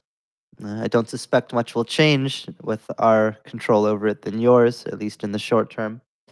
It will be a shame not to have your elf here helping with the building. You said you intend to leave immediately, this day? Indeed. A few of us will head out west at once, and the rest will stay here by your hospitality if they can. And I'll return for them when I'm able to. And just so I can understand what orders to give and how to manage the people, who will you be taking along with you from here, other than you and your immediate two advisors? Master Armon and Eosif. The rest will stay. All of them will stay. He'll say surprised. I was expecting more than that. We three alone will travel fastest. So Volta will stay to command my folk here and protect them. And Yeah, he'll look over to Walter, who's unaware of the conversation that's happening here, which is kind of a look of that's interesting. But he won't say anything. He'll just turn back to you and give a nod. As you say, the more people that we have here to fix this place up, the better. It's going to be annoying to feed them, but their work will be handy. I will have coin for the order when I'm able to repay your kindness. You've given us a fortress that seems well enough payment. Half a fortress. Half a fortress is still plenty more than no fortress. I will look for you in the weeks to come, Eckert. I'll bid you farewell now. I wish you well on your journey. It seems you have a difficult road ahead. Savior's blessings upon you. And you. You'll need them. So will you. He'll laugh and give a nod at that. She'll give a kind smile back and rise and go to find Eosif and Armand to prepare to leave. And who of your people, if any, will you tell? Are you going to tell them all that you're leaving without them, or are you just going to leave? Oh, that's a really good point. She would. She'd said that she would go to speak to Mariah before she left, so she'll go do that. And she'll find Mariah and others and tell them that she's leaving with Armon and Eosif and that they're to stay here with the border guard under its protection and law. And that she will return as soon as she is able. And that may be in weeks. It may be longer than that. And she'll give the last of her purse to Mariah and tell the people that they are to speak to Mariah as if she speaks for me and to obey Walter in all things. And then when I say that, I'll try and koosh it to Volta, because this is many, many times now that I've left him behind, the old warrior, the old bear. Yeah, when Walter hears of your plan, he'll approach and just he looks a mixture of almost despondent, though he's tries to hide it. But he'll approach. Lady, I've heard that you intend to leave. Is this true? That's right, Volta. I spoke with Eckert earlier, and it was decided in council you will stay to guard our people. Lady, I've sworn to protect you, to ensure your safety, to be by your side. If you order me, of course, I will do what you say, but it feels wrong to leave you away in such danger when so many seek after you. If something happens to you and I'm not there, that's my oath that I've failed to keep. but this one you will have kept in keeping our people safe. And to me, that's the higher virtue.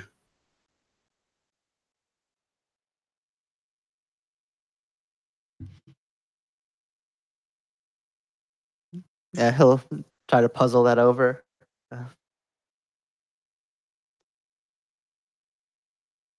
I may ask, then, lady, and I have no place to make demands. Ask it. If you will leave and you refuse to take me, release me from my vow of protection to you. I cannot, in good conscience, keep it and let you leave. As long as I'm sworn, I will be next to you. It feels wrong to let you leave. But if you would have me change my vow to serve as warden to your people instead of as a guard to you, I could swear that instead. It would ease my conscience. I know it's just words, just vows. I've been next to you since you've been a child. I don't want to see you hurt, but I don't want to see your people suffer. And if this is your command, I'll obey. Kneel. He'll do so. She'll draw the Glamorn blade and say, Sir Volta, you have served my father loyally and fulfilled your oath to our house to protect his heirs. Now, as lady, I release you from your vow and bid you swear anew to keep safe all the folk of House Rifkin, that you are not the protector of one, but all of this house, and that no child is greater, that no child or brother or sister is greater than any other, but all worthy of your shield, and that all foes to them worthy of your blade.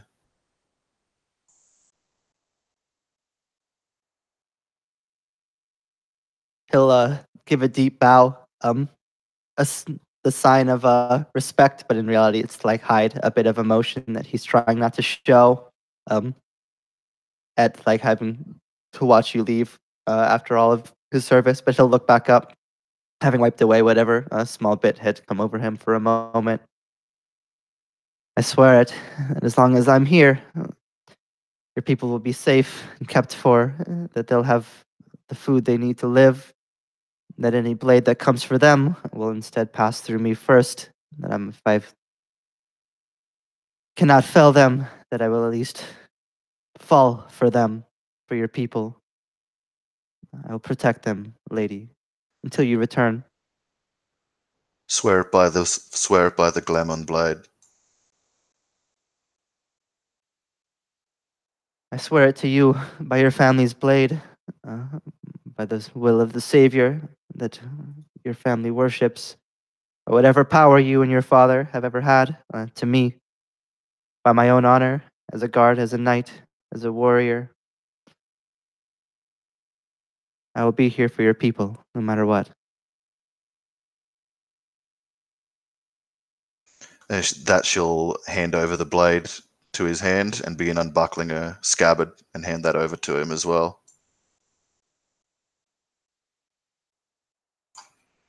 I go to unknown peril and uncertain end, so keep safe Rivka's blade.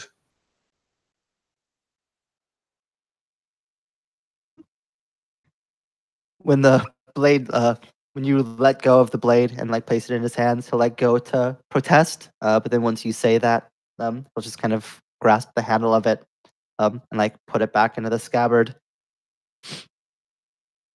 And he'll stand back up, and give like a resolute, determined, even grave nod to you. It would She'll be an hug honor him. to put it back in your hands, lady, when you return. Yeah, she'll hug him since he approached her alone. Yeah, he'll be like caught between like the stoic of like sworn knighthood and like the reality of the humanity and the emotion of it. But the humanity will win out after a few moments, and he'll like return the hug. Come back safely, please. Not just for me, but for all of us. She'll nod vigorously as she's able, and then turn away before he sees the tears in her eyes, and she'll go to her business.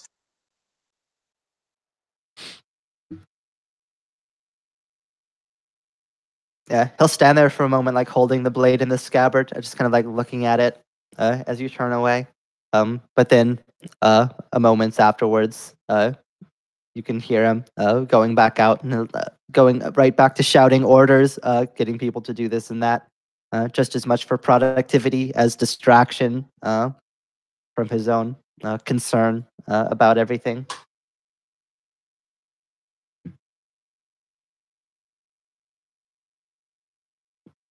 Then with that, at least the important people will know and word will spread quickly that you intend to leave. But that they're to stay here and to continue the work under Walter and Maria's command. And they will do so.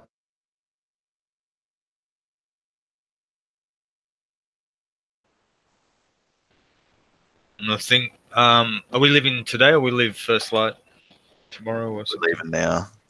Okay, so I think before he leaves, Joseph will stride purposefully over to Eckhart, like amongst other farewells and stuff, and reach out a hand to clasp it like a warrior's shake, and he would hold Eckhart's gaze and say, "Brother,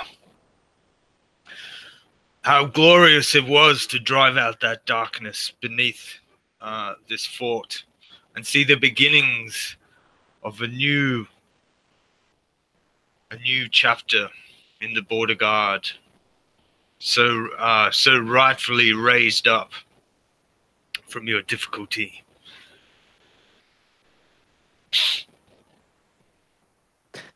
Yeah, he'll return the clasp and look you back in the eye and nod. Now, oh, sorry, was he going to say something? Yeah, he'll just say, as long as the Savior's wardens tend to his flame, it will always outshine the darkness. The darkness, yes. So, and I'll put kind of my staff, my left hand on his shoulder, and draw a little closer, and still holding his gaze, I'll say, this darkness that gnaws at the roots, like this one we drove out, it seems to everywhere be at work. Beware House Tieran. We do not know if their elf is errant and without an exemplar. But the shadow, I feel, coils about its limbs. So look well to any words or promises that they give, that they do not seek to enchant you with some dark sorcery. We go, as we must, on the Saviour's work, and to restore the lineage of the disciples to their rightful place. And I trust to your noble spirit to look over the lady's people. Yeah, his gaze will shift from like pride of like a job well done in the lower ends of the keep to like concern and worry as you continue to speak about this errant darkness. But he'll kind of try to shake it away. And yeah, so he'll kind of he'll kind of give him one last sort of tap on the shoulder and withdraw, and then maybe just while we're waiting to go, he'll kind of go around and say farewell, particularly to their people. See like the kind of temporary smithy being installed, and maybe kind of point out a few things that need doing while he's away. Not sure how long we're going to be away, actually. We guess we've got no real idea. So, but he'll say a few things like when we get back, just to kind of reinforce that idea that they're not be away forever. Yeah, Eckhart will take in as best he can all the different tasks. He's been working along with you and Walter to manage the arrangement, so he's got a fair enough hand on it that he can um, take note of the additional tasks that you had in mind, and like make sure that they're set upon. I'll just kind of give a nod to you. And go well, brother, and stay safe and keep faithful. As you say, the darkness comes from all sides. It is our duty to repel it. I'll pull my gauntlets on a little tighter and I'll say, though it's not safety we seek. The time of war approaches, Eckhart. Prepare the border guard. And he'll turn around and go and probably get one of the recruits. He's sort of started getting to do some kind of page duties. You'll get him to bring his war horse and await Amon and Victoria.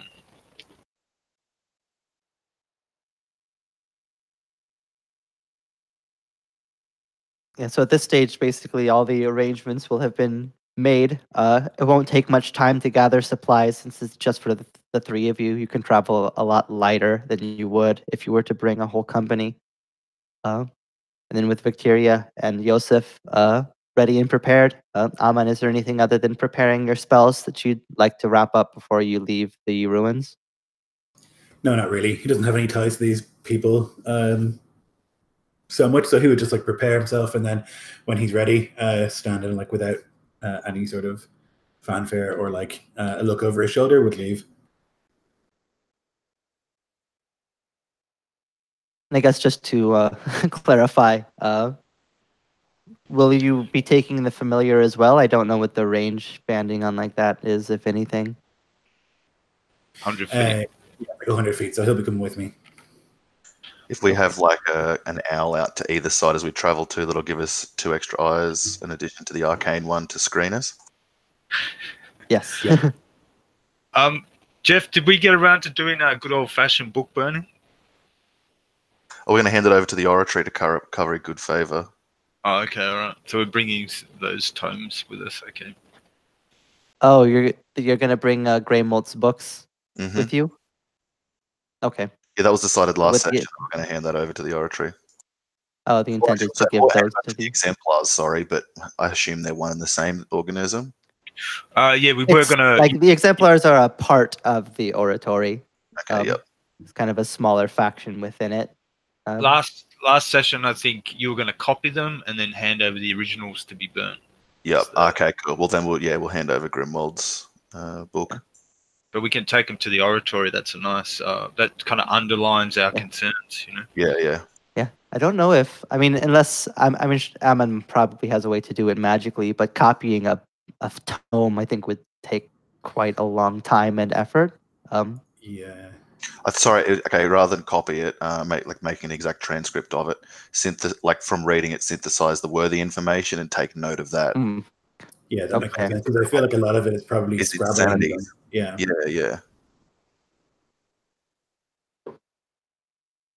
Yeah, just the key sane theorems from it. Do you have eidetic memory or anything like that? I mean, I I feel remember. like with a 20 intelligence, most likely, but But not official feat. Like, no, I don't think there is a feat for it, is there? Yeah. Oh, if there is, yeah, I don't know. I have 20 intelligence, which is superhumanly smart, so I figure like he definitely has like already absorbed and understood the key points of it, and would have like written down the. I think too, like you've dedicated like centuries to memorizing magical Yeah. information. Like I don't know that it would be like at this stage that it would be a tremendous effort to add knowledge to that fount. Yeah.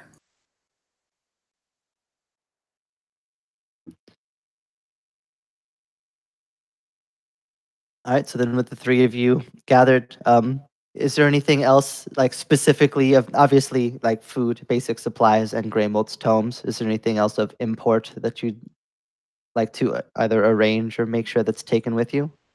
I'm just gonna get dressed into warrior's garb, like to traveler's clothing and warrior's garb, and just have like mundane weapons from what like the small stores that we had. imagine That's about it. just to be kind of like a magical Luddite, I'll probably bring like a tent and stuff like that, even though like it'd be more of like a backup, I assume, if we're going to be using spells Romans. and the like. But I'd bring a mundane alternative anyway.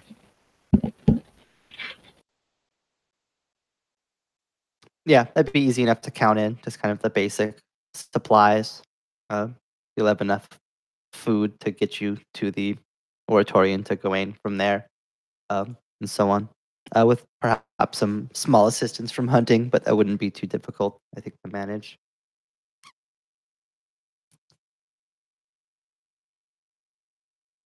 And then the intent is just to travel west with the intent to. Are you trying to avoid the scouts, or are you trying to meet them and encounter them and deal with them? What Yeah. exactly is the approach as you travel?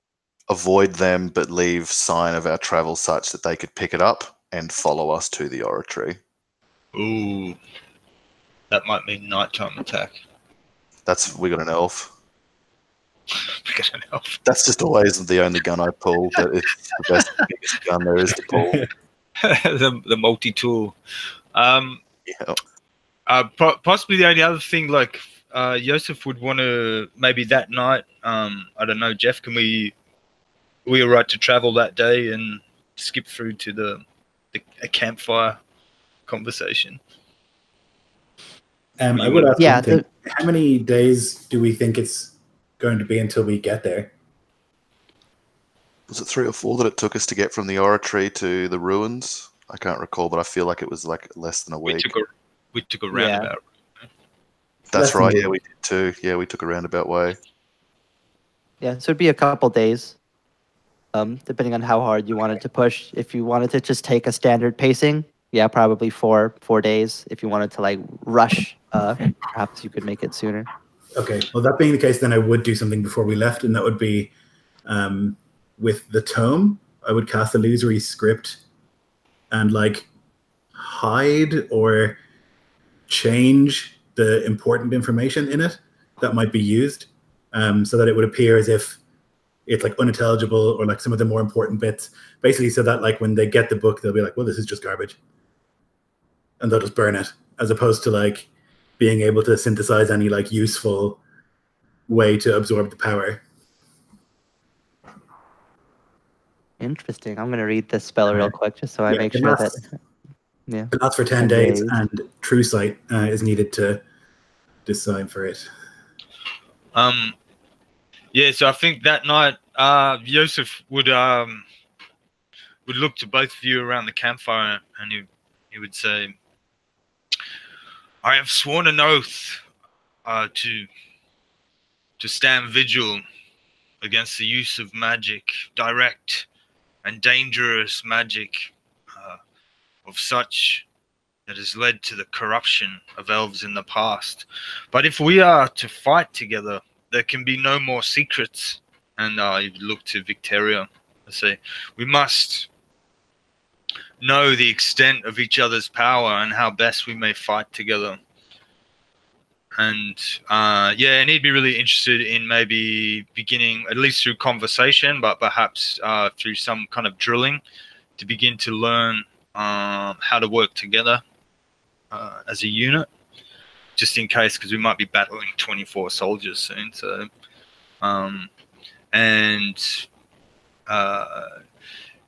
yeah, so, but he'd have to stand by his oath not to condone the use of fireballs and things like that.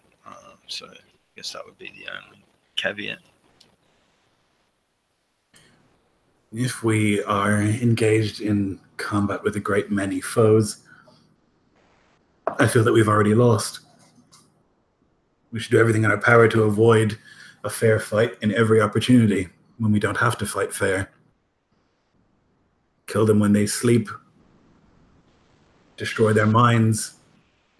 If it need be so, then it must. But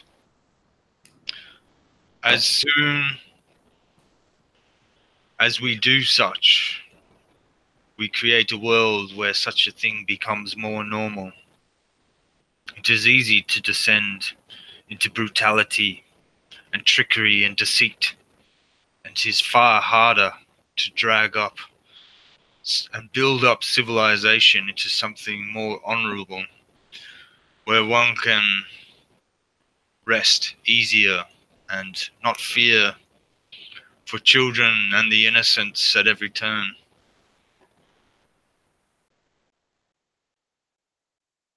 Lofty ideals are well and good, but when we're fighting enemies, they have to die and we have to live. It's as simple as that.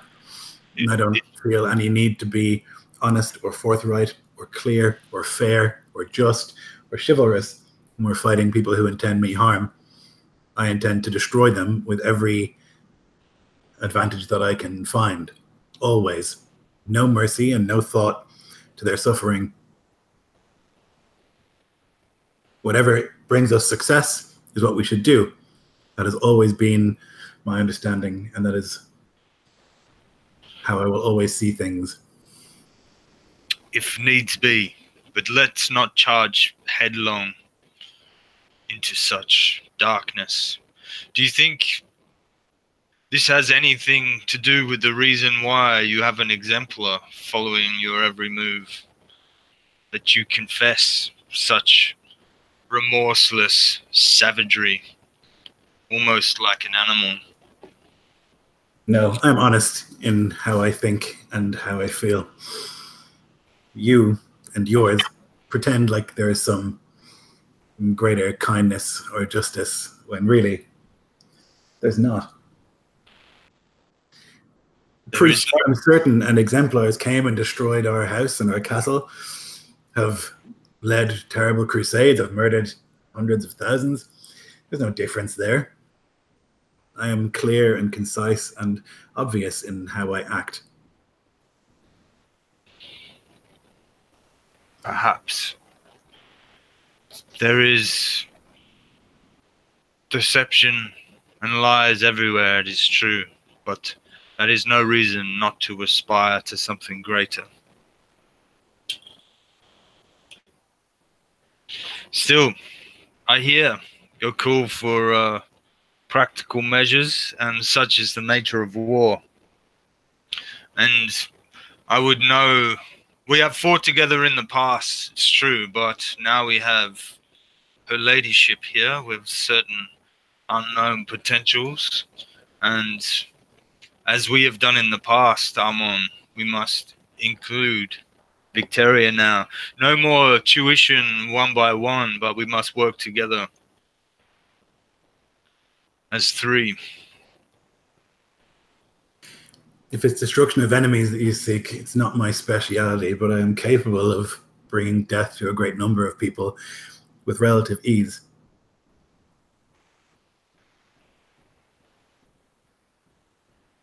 Though I've been told not to do that. And he'll smile.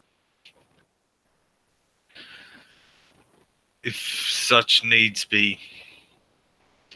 But you say you are practical, and yet you would do the very thing that would bring all the other houses against us. How practical is this, Amon? Only if they know, if they see me do it. And I intend that there will be no witnesses when I am finished.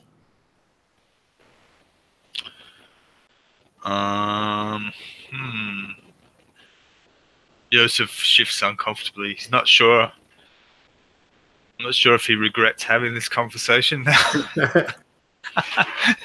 You've just admitted to like total underhand destruction, lying and deception to suit your own ends. Okay. Put your money where your mouth is, priest. So where do you saying that like he has that power? He doesn't use it, but he has it. You know, like.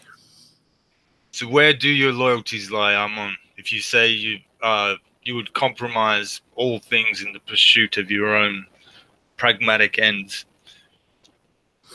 I've been sworn to House Rivkin for a very long time, and I've grown fond of the house, and I believe that the lady is unusual in a good way for her kind. She's forward-thinking, perhaps progressive. I enjoy, I think, more freedom than many of my kind, and I don't see any reason why that should stop. And I think that she is a good leader. Doesn't take her birth for granted. So my loyalty lies with the lady, as I've said. I think Yosef relaxes a little bit and leans back, but his mind will run to that courtyard where once Amon showed him a card, and upon it the face of the devil, and his own a beautiful, perfect face above it as he held it in long, lean fingers. And he'll think, what was the nature of that darkness bound beneath Care Morn? Perhaps there is a theme here in the spirit of Amun itself. You say, look well to these loyalties, Amun, because you stand at the edge of a great abyss, and look to the light of the lady, and this brief flickering flame that is the life of us mere humans. For within it is something honest, which guards against the darkness, even as weak, feeble, deceived as we are. He would smile at that. He thinks that humans are the least honest creatures that exist. They all lie all the time to themselves about what they are, which is animals that want to fuck and kill, basically all the time. That's what Ammon sees them like, and all of these trappings of like church and all of that is like baffling to him, because he still sees underneath that really they're simple.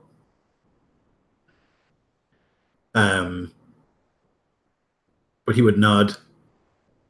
He's not afraid of like going insane or like going into that darkness. He believes that he has perfect grip upon himself.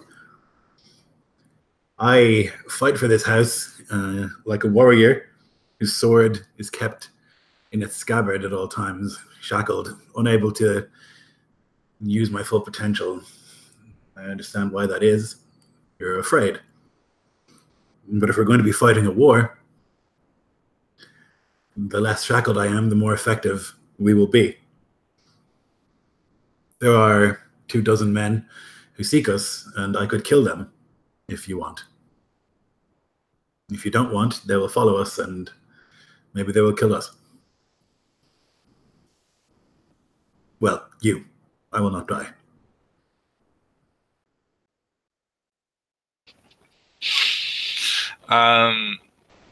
What say you, lady? You won't die, Master? I am capable of escaping most situations. So perhaps it is worth us breaking fellowship, and myself and Eosif go at once to the oratory, and you go back and destroy our enemy. And should you not be able to, just flee or not be killed. If you wish it. Would that compromise your tenancy, Eosif? In this matter, would you have to go with the elf or with the lady?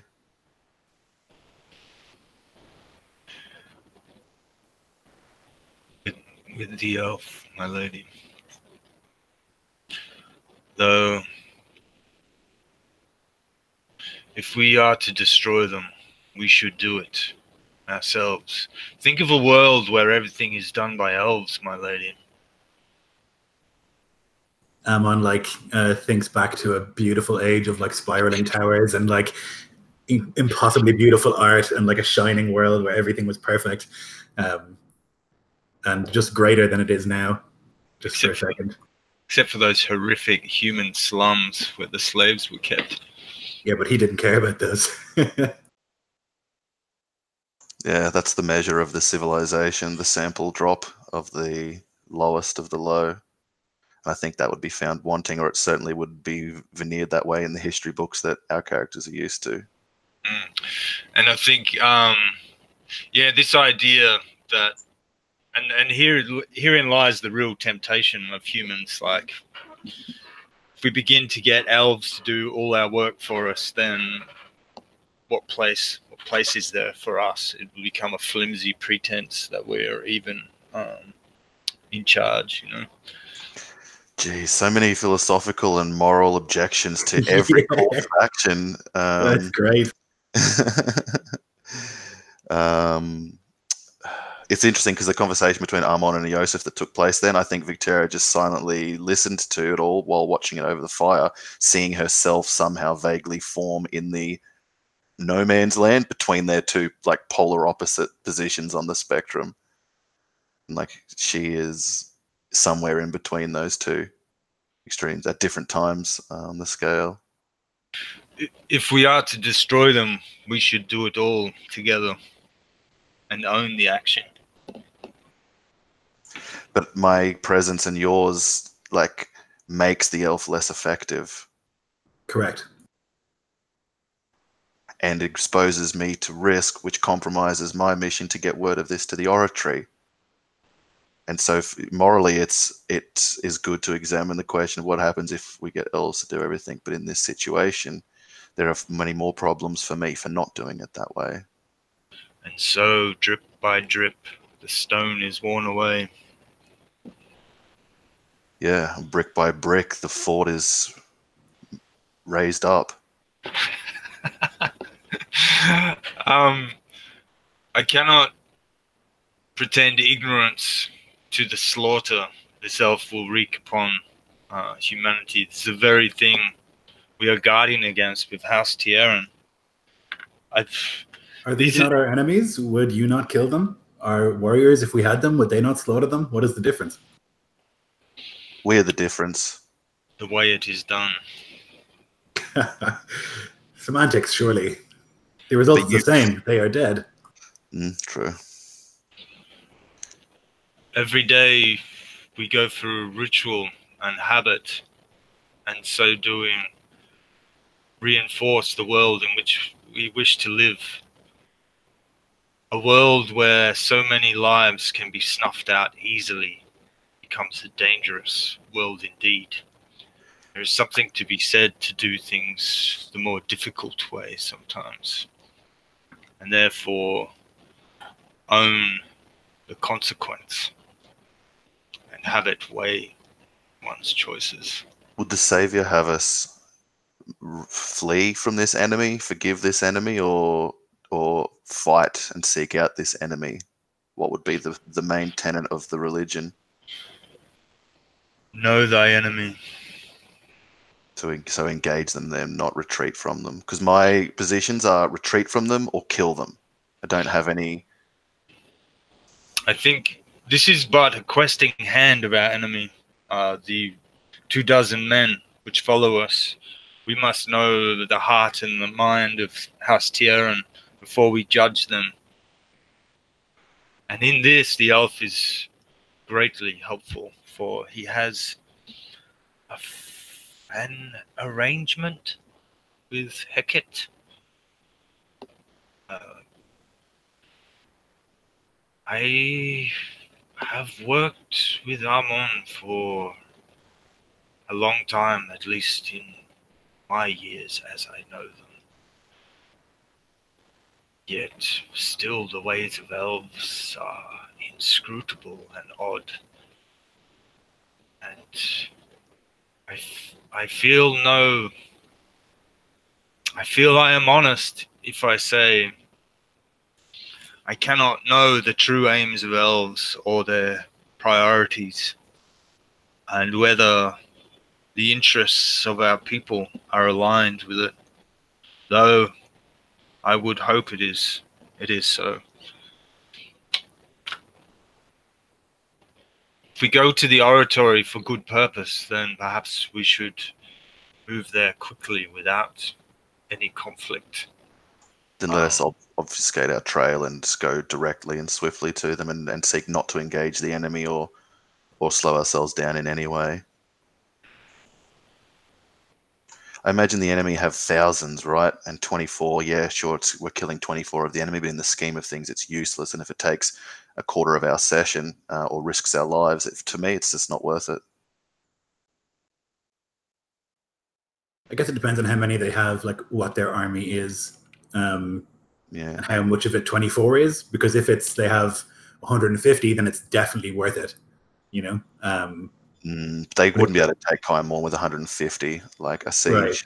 But if they have 15,000, then it's nothing, you know? Yeah, exactly. And I know we wouldn't have exact number of their like logistic and number, Jeff, but we'd have a basic idea whether we're talking in the thousands or hundreds or tens of thousands, I imagine. So the way that I've been picturing this setting is somewhere kind of between like Iskloft and like Westeros. So we're not working with like thousands and thousands of people, but we're not also working with like 50. I'd imagine like high hundreds, like 800 to 1,000, like would be probably reasonable to guess. Okay. That makes it more worth it. A little bit more. You're not quite talking about legions and legions of people, but you're also not working with dozens either. Kind of a middle point.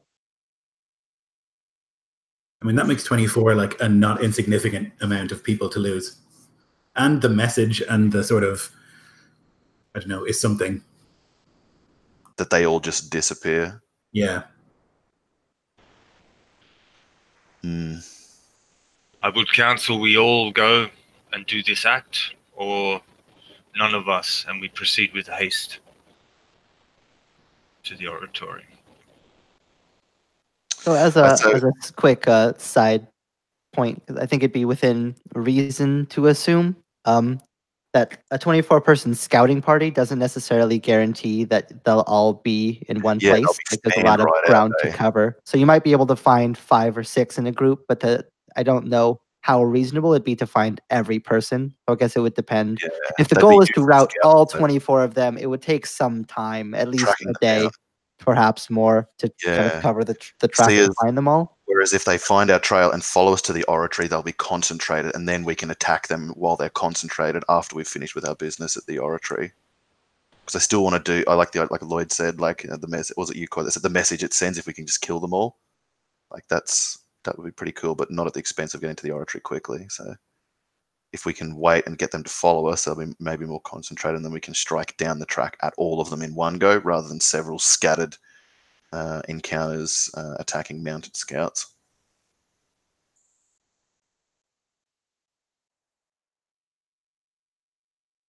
What do you reckon? Yep.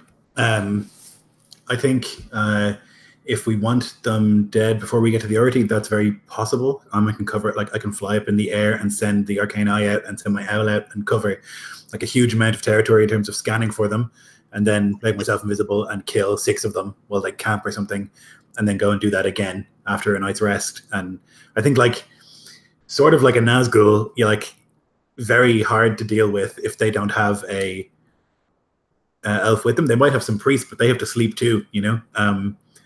And I don't in the same way.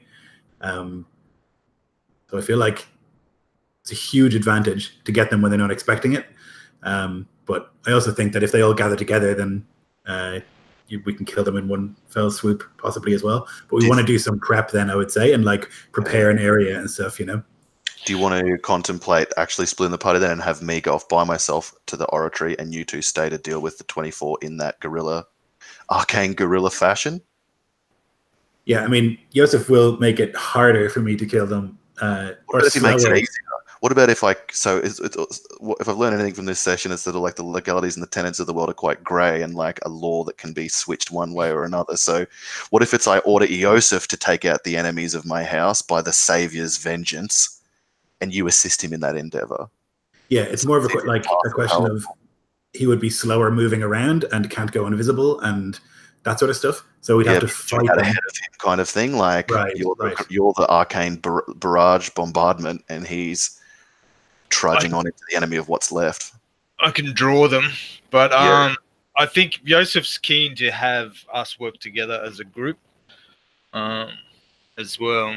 So, and he also wants you to own your, like, you know, the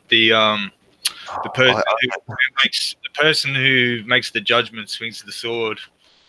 Yeah, but I'm the shittest sword swinger. Like you're a career sword swinger, and Lloyd is an arcane knight. Yeah, but you can still work from the shadows or the fringes. You know what I mean? Like there's, Yeah, I can draw and hold a certain amount of, not 24, obviously. And the other thing I would like to do is you take out the leader. If their group is split up, we'll find if there's a commanding officer, we go and take that group out. If you want to do it, it's difficult, man. Because as a player, of course, I want to have a fight.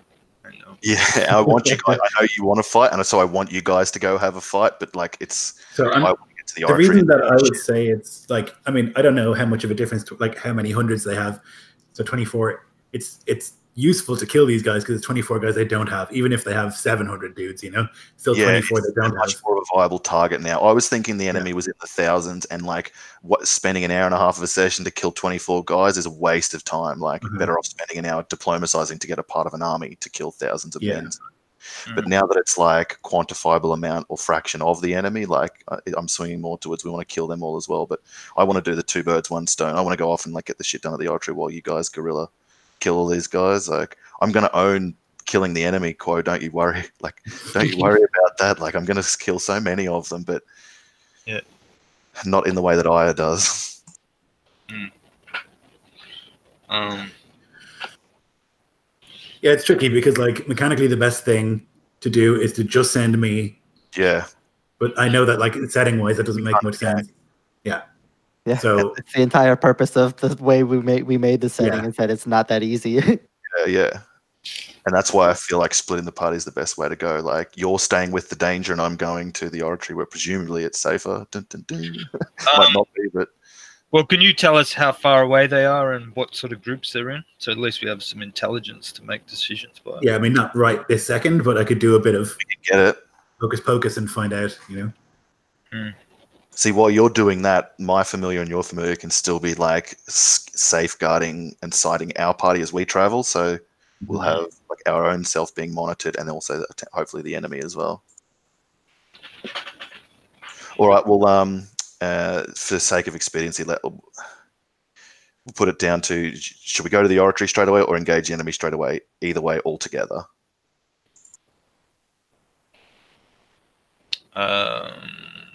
My vote's oratory. All right, let's do that. No, I'm saying like, what's your vote? Like, what do you guys want to do? I'm honestly easy. I think like the killing of the dudes will take a long time and will only be more difficult if we all go. And there's a chance that it doesn't go well, you know? Well, going to the oratory, I think there's no chance that doesn't go. Like, we're not going to get in a fight going there. Yeah, and like I said earlier, if we go there and the enemy follow us, they'll be concentrating as they come, like trail the closer they get to the oratory, because they have to cross those rivers. Yeah, let's just go to the oratory. And I mean, yeah, because like you're saying, we might still need to fight them anyway. Yeah. Okay. I'll turn in early then, and I'll take the last watch before dawn.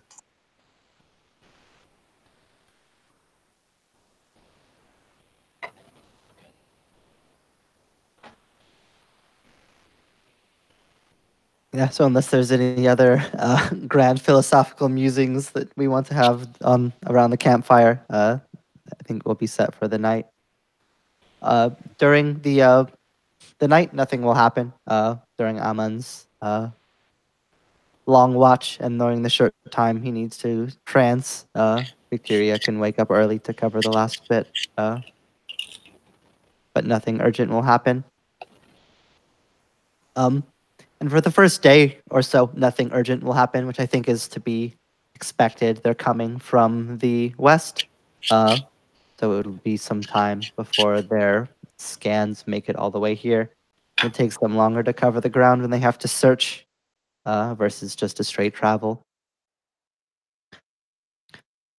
but on the third day, between the owl scoutings, and whatever other sorcerer's means Amen has been using. So I'm under the assumption that you have been using seeming, Amen. Is that correct? So I know how to. I do would all check with this. the lady, but my assumption was that we would make ourselves seem like a group of like flagellants, or like, like looking for penance and going to the oratory, like make us seem like that, and our horses seem like donkeys or mules, um, that kind of thing. I don't know how you feel about that, Nico and Quo, but that would be my. I feel like we're not going to get messed with if we look like religious fanatics, and weak ones too. Yeah, Sure. so then I would be, and I would be, my owl out in one direction and Nico's in the other, and then probably once a day I'd cast Arcane Eye and send it like ahead of us and that kind of thing. Yeah, I mean, I don't mind. I thought part of the idea was that they knew that we were going, but yeah, I don't mind either way. Well, they won't know that until part of their party reaches the ruins and they get that message from. Yeah, the or if they bodyguard. find our trail. Or if they find the trail, yeah.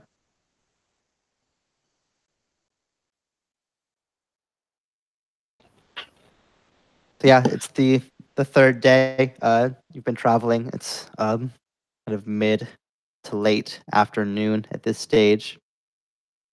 And Victoria, your owl, will come back to you. As a sign, it came from scouting from behind. And I guess you can like speak and like know its thoughts, correct? Yeah, I can. Yeah. I got beast tongue. You can see through its eyes as well, and you communicate telepathically with a familiar. Yeah. Sort of like let out these like small like owl screeches, but to you it makes perfect sense. You understand it, and it will tell you that it saw 4 armed men who seem to have found the trail of the horses that have been left behind, and are now trailing you with the intent to catch up to you. They're moving quickly, not at like urgent or like combat pace, but with the pace of trying to catch up with whatever they found. And mounted, I assume. Yes, 4 men on horses with arms as well. You would assume that these would be some of the Tierran scouts. And you know that you'll have probably a little bit more time if you want to try to lose them, or if you want to let them catch you, knowing that they won't see you for what you really are. That'll be your decision. But you'll have probably an hour or so before they'll be able to catch up with you, unless you make attempts to run or hide. I'll ask my familiar if they noticed her. If they made any like signal to or commotion about her being present. I guess she would have seen them from quite a ways away, given like her sight, but still, they might have seen her.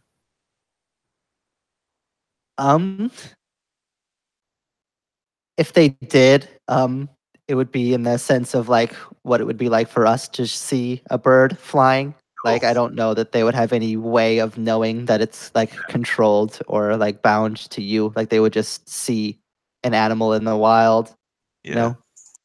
for what it is. Yeah, a white owl in the daytime would be a striking thing, though. But that's good. That's what I was seeking for, like affirmation of. So, at that, I'll like my eyes will glaze back over, and I'll turn to my companions on the trail and tell them that there is at least 4 behind us who've picked up our trail. They're mounted and moving at moderate speed. They'll be upon us within the hour or so, unless we increase our own pace or veer from this trail.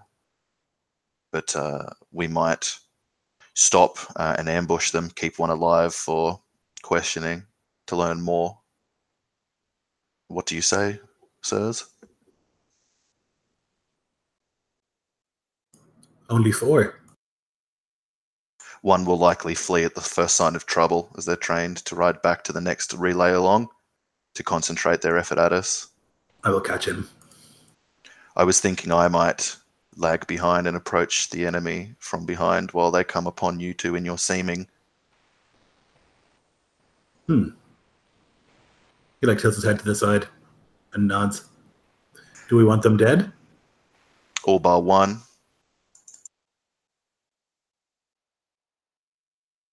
Maybe two.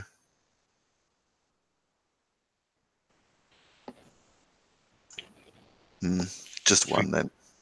If we kill the horse of one, we'll make it easier. Yeah, the horses should be our priority. That's their means of escape, though I don't have too much fear of that, given our capacity. I will summon a symbol in the sky when they come. You cannot look at it. Keep your eyes away from it. I'll begin. So are they riding at speed, are they?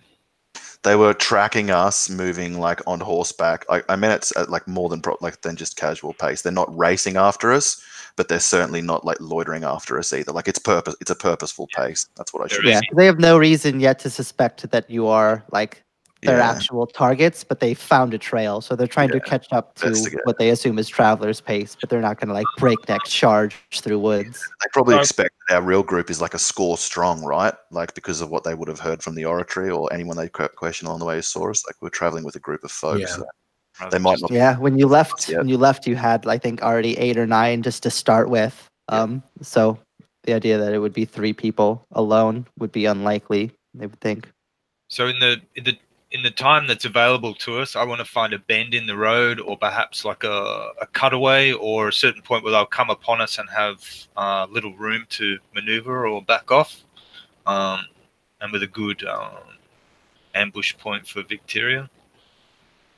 I'm going to give my horse over to Eosif, and this will probably wig Eosif out, but I'm going to dismount and begin to move my hands in feral shapes that would break other people's fingers and speak with like tongues that aren't my own. My eyes flit about in practice geometry, pupils like splitting into like several different spheres of different types of animal before like recoalescing as something vaguely human, and she'll intone these words and then disappear to your guys' sight. And I'll actually just turn into a flea and wait along the trail for these horsemen to catch up, and as a flea jump up onto the rump of one of their horses and just listen until Armon's symbol wrecks their mind.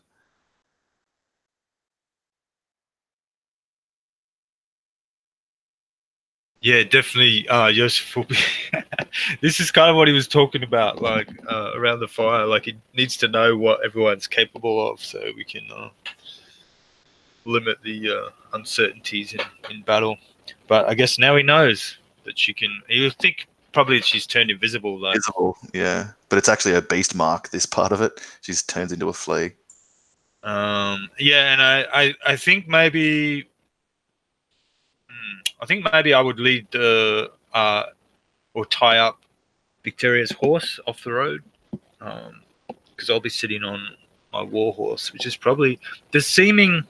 Is it like disguise self, where like how much can you change with seeming? Area or a certain amount of creatures? Like, I think it's up to like 8 creatures, and it's similar in that like if someone like were to touch you, then the illusion like it would go through you if you were a different size and stuff like that. So I probably look like So it doesn't hold up to physical inspection. Yeah. But it will, like, even if they were like 2 feet away, they would still see it. Like it looks perfect, but if you touch it or like physically inspect it, would break. Just thinking with the war horse, it probably looks like a draft horse rather than a normal horse. I'd say just to deal with the height of it. Oh yeah. Yep. But I think it can appear like, it says 1 foot shorter or taller. Yeah. Okay. So like a draft horse then, or an ox or something.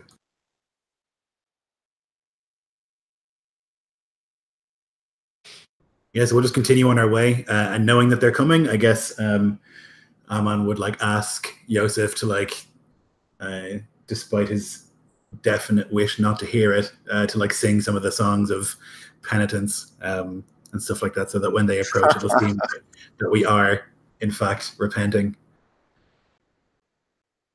Only if Amon joins in.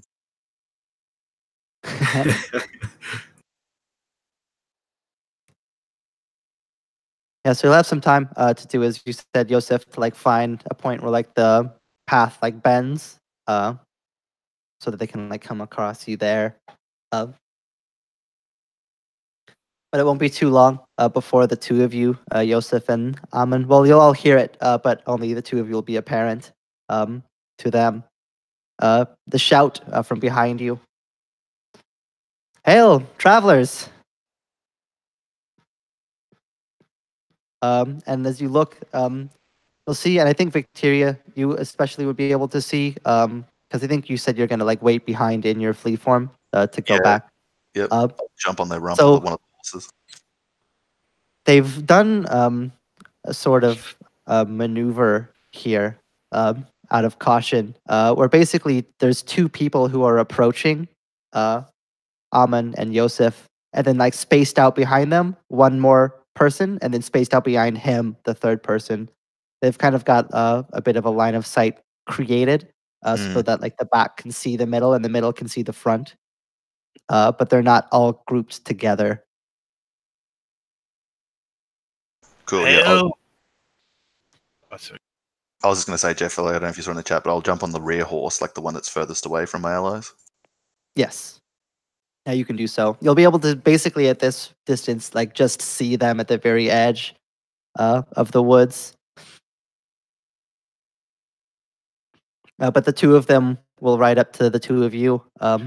Hail, broken men and sinners on the road to the oratory. Do you too seek redemption for your wrongdoings? They'll like look at each other and laugh and kind of confused. Not quite, one will say. But you are wretched as we are. Do they wear the badge of House Tyrant? Or are they sort of incognito? I don't think they'd have any reason to hide it. Yeah, they would have it displayed. Like their armor, like the banners on their armor, like their tabards would be the colors of it. At least I don't know that they don't carry a banner or anything like that, but the colors seem to match. But you wear the bloody badge of House Tierran. We do. Yes. If you have a second, we might ask you some questions. We're looking for someone. We are not far from the oratory, but we could stop. We have little to share, but what we do have, we will. We look for someone also. The Savior. They'll return no reaction to that. They'll just kind of like look continuously and say nothing, just like confused. One of them, the other one who hasn't been speaking, will like look over and say, "You have a third horse there saddled, but I see no man upon it. Where is your third?" It carries our great sins and what is left of our supply, most of which has been taken from us upon the road by wretched, Taken from you. broken men. We seek only the comfort and the succor of the oratory.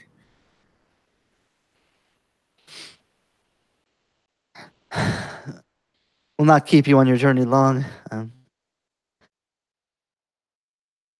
We're looking for a woman by the name of Victoria, with her an elf and a knight, along with some Foul others. Vipers, women, not here.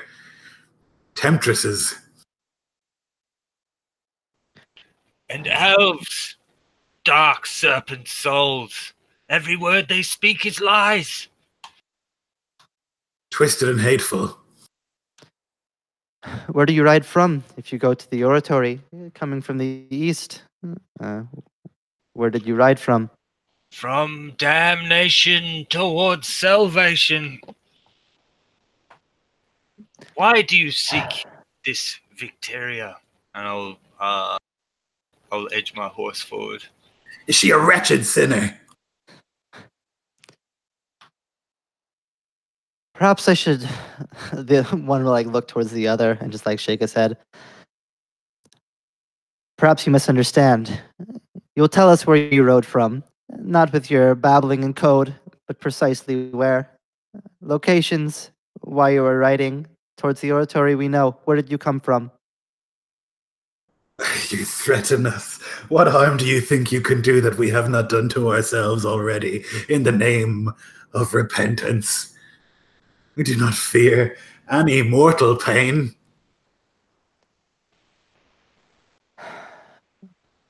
Would you scourge us? That is what we seek. You would be doing the Savior's work. Where did you come from?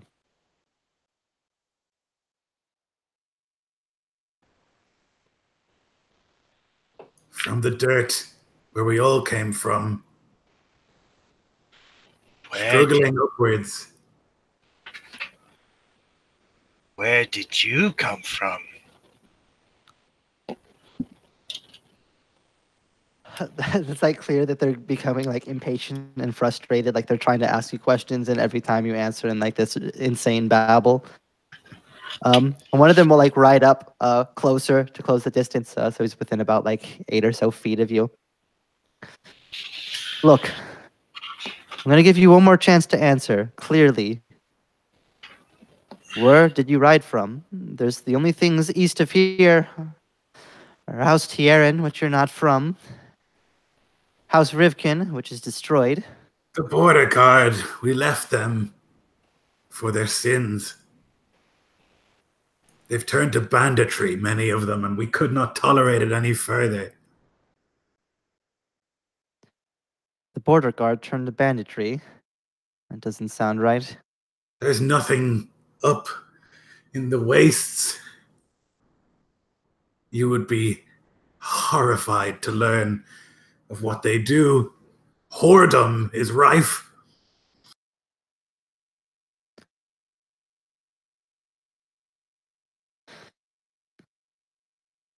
Games of chance and gambling.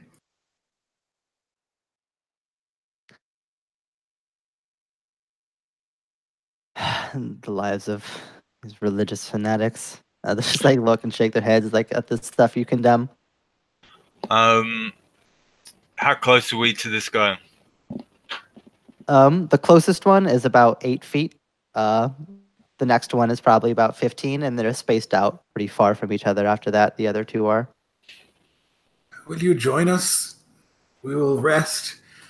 We'll provide for you some food. And tell you stories of all we have seen on the way.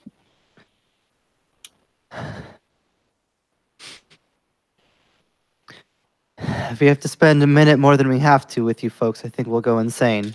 I'd rather not. What people have you seen on the roads? Well, we've seen women, yes. What sort of women? Describe them. Whores. With physical descriptions, not with your insanity. What color was her hair, her eyes, her clothes? What did she wear?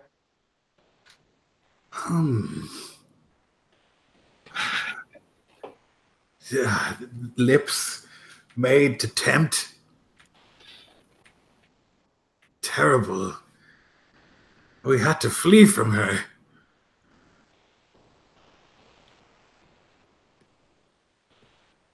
Lips that would whisper in the dark of the night. Hair that looks fine but has the stink of corruption. And of brimstone. All things that you dream about at night in your bedroll. And I'm gonna ride forward to this guy, and I wanna push him off his horse.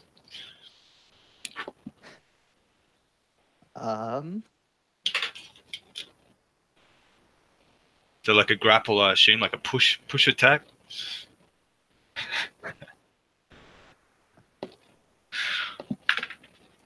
Yeah, go ahead and roll athletics, but that's already going to start initiative because they're tired of your shit. Yeah. Um, and they think that they're probably going to enjoy beating the sense out of you. Jeff, did you see in the chat that I put that I cursed that rider, that the horse I shared, in flea speech? Oh, I actually spent my channel divinity for that, profaning oh, the it's like a Savior's mechanical prayer in thing. flea speech to do murder. But no one sees that or hears that. Does that have a mechanical effect that I should be concerned Yeah, with? it does. It gives him vulnerability to what I'm going to do to him next. Oh, God.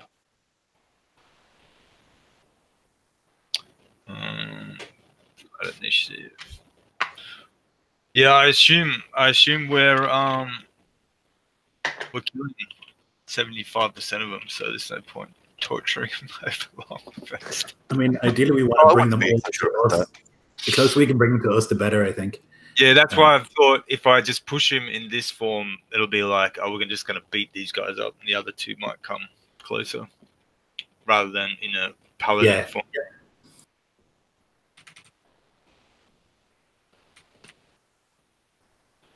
Right, apologies, I did not have this specifically prepped, so I'll need to get the Oh, it's initiative. fine. Give How me a can moment to get the initiative Prepare for us, like ready. Oh, insane shit. powers, agency, and insane magic, and a bit of resource, like makes for pretty tricky anticipation. Yeah, normally I have at least some ideas and like have names ready. But this time I didn't have much to work off of, as I didn't know exactly. Do you want to do a smoko? No, just take. I mean, like 2 minutes. Cool. Yeah, I'll be right. Geez. I'll be right back in a minute. Yeah, if you want to take like super short break while I get it set up, feel free to do so. It'll probably take me, like I said, 3 minutes. Cool. Be right back.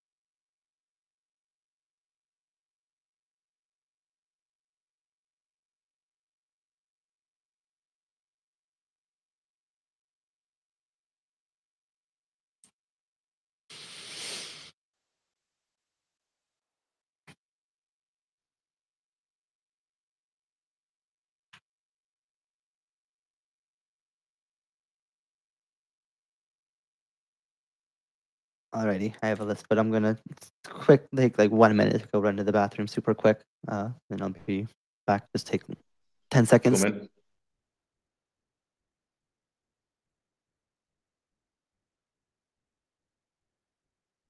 Oh, I'm hyped for this. We'll scourge the sin from their bones. Yeah, you two make excellent bloody zealot charlatans. Just feels so natural. Whoa! Repent! I should have my sword out like it was a bloody whip. Yeah.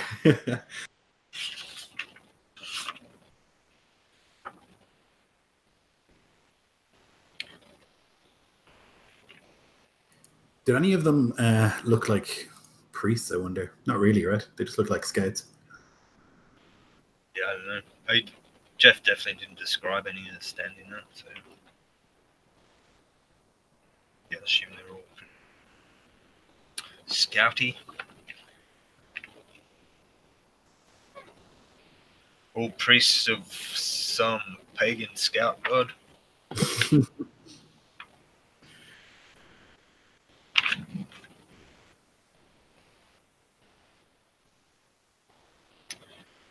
Always feels unfair.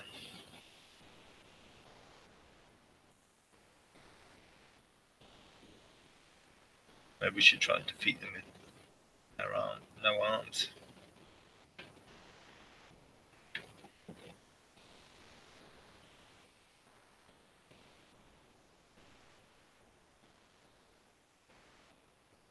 Yeah, I love the changing into a flea.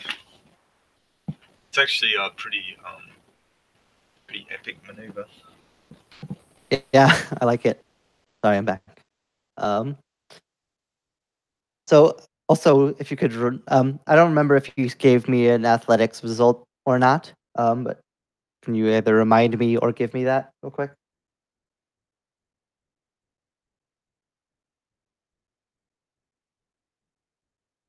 Yeah, that's a total 20. All right, you're just trying to push him off the horse. Yeah, I imagine he kind of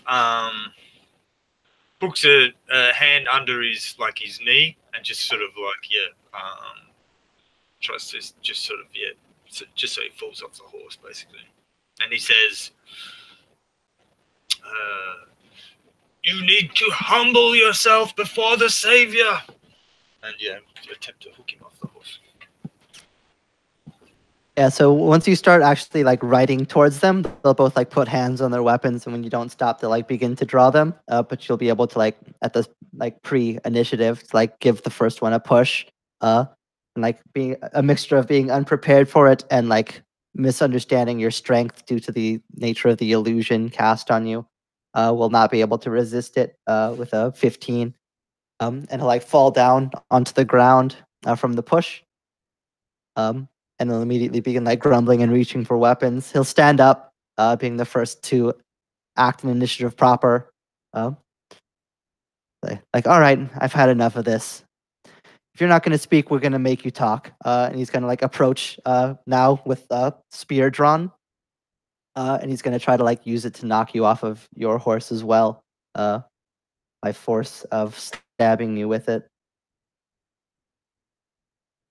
He'll like go for like non-lethal strike at this point, still not necessarily understanding the nature of what's happening. But I imagine we'll miss with a 13.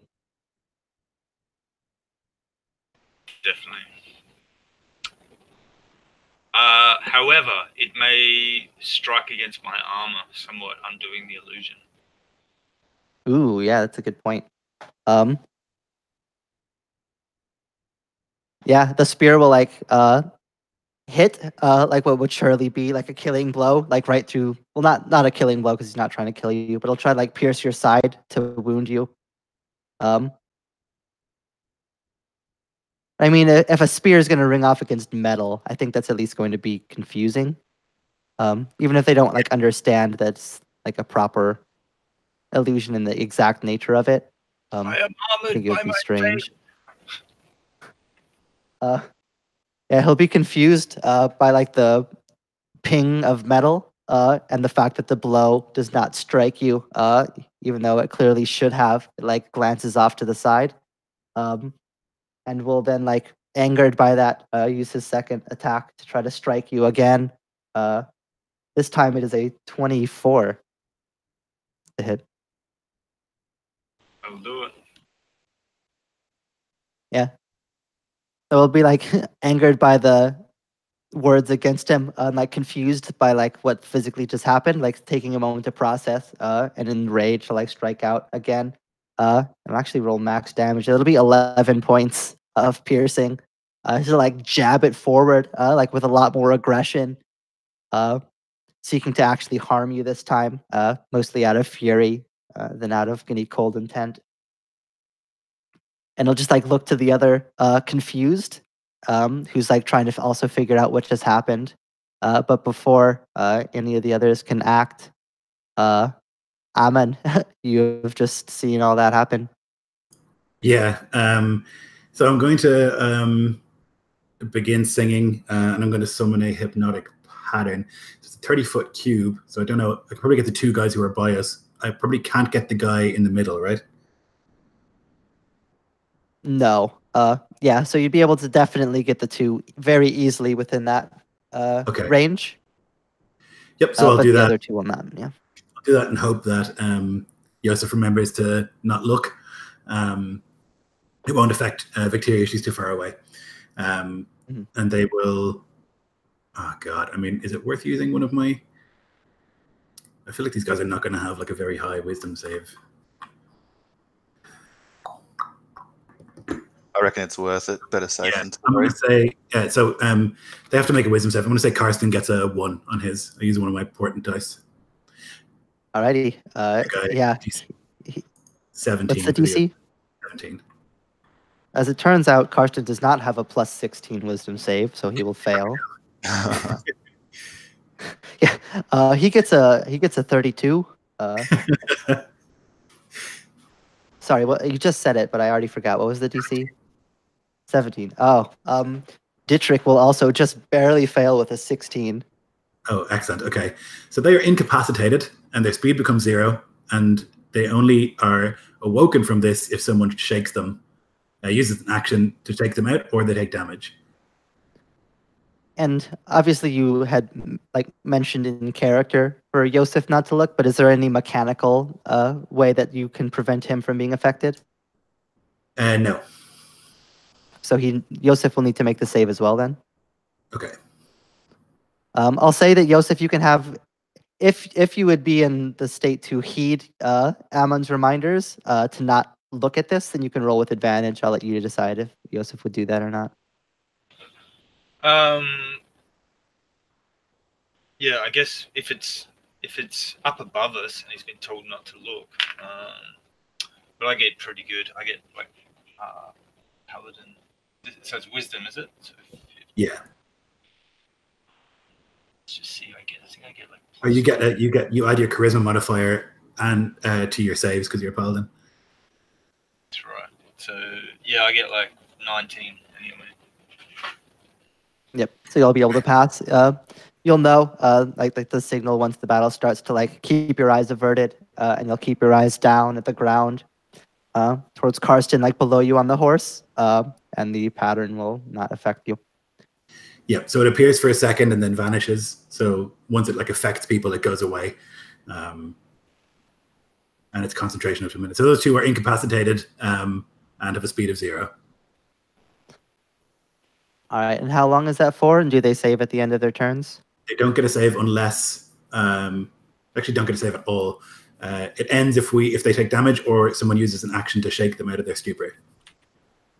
It lasts up to a minute concentration.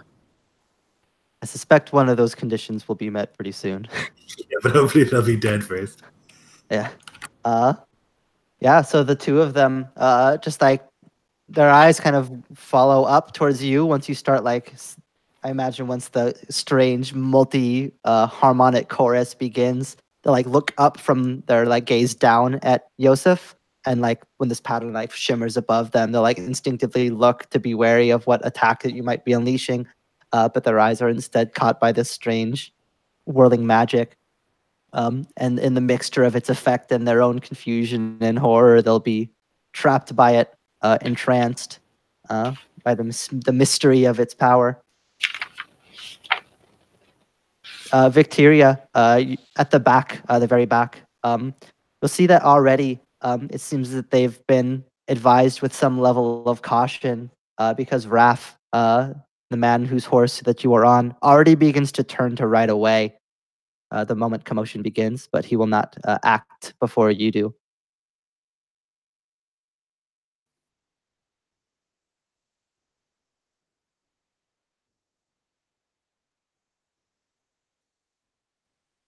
Can't hear you, Nico. Jack, can you hear me now? Oh, sorry. Oh, yep. There you go. Check. Yeah, I'm torn because Nick wants to follow this guy back to where the other guys are and get them as well. But Victoria wants to keep going back. So she'll bonus action to transform from a flea into herself, sitting on the rump, like just behind the saddle butt, behind this dude, this Wraith, as he like turns to ride. She'll wrap her arms around his like midsection, like just around like the sternum, and they'll cast inflict wounds at a 2nd level. I assume I'd have advantage. Definitely, yeah. Surprising, yeah. Okay, so a crit and an 8, so I'll take the crit. Oh God. And he has vulnerability Yeah. to this because I flea cursed him. Yep. So 18. The feeling Raph might not be making it away.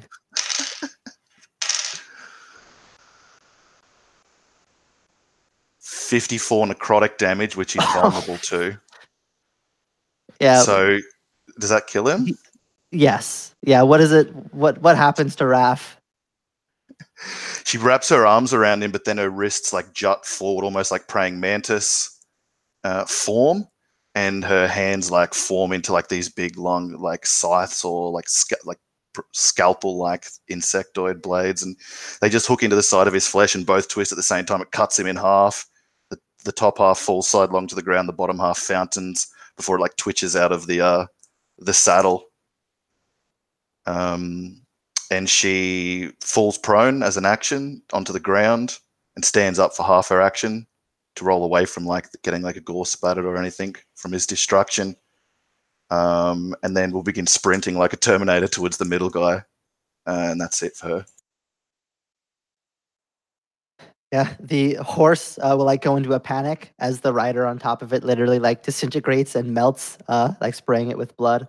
But Raph will, without even a word, barely even have time to look at himself before he falls into pieces, eviscerated entirely by the surprise attack and the magic. Dietrich is gazing blankly, confused at this strange sorcery that binds him. Yosef. Yosef will point to the Hugo, and he will say, "Come, feel my scourge," and I'll cast Compelled Duel on him. So just get my DC. So it's as long as he's within 30 feet, or I can ride to within 30 feet. I assume he's not like more than like 70 or 80. He's not quite 30 feet. I imagine it'd probably be closer to 50 or 60. Okay, so I will ride my move towards him. Actually, what is the move of a warhorse? Is it 50? I think it's a warhorse. A draft horse is lessened, but I think warhorse is the same pace as a riding horse. Oh, 60. All right. Well, I'll just ride up and yeah, draw what looks like a cat of nine tails of Flagellant's whip. But it's actually my sword, and yeah, I'll just attack him if I can reach him this round. But that looks like a probably a miss. 5 on the die. Yep, so it would only be a 10. And then 17. 17 will hit. Okay. And I'll do a first level smite as well.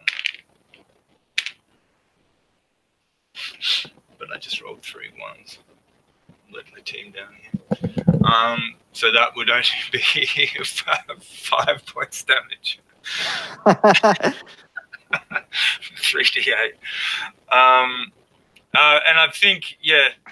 So it's a bonus action, I believe, for that compelled duel. So I might cast it anyway. Actually, no, a smite is a bonus action, I think. So that would be it. Smite is no action.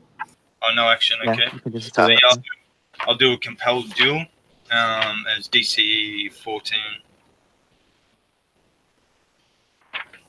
He will roll a 2 on the die. Cool. Just so he can't disengage and You can still try.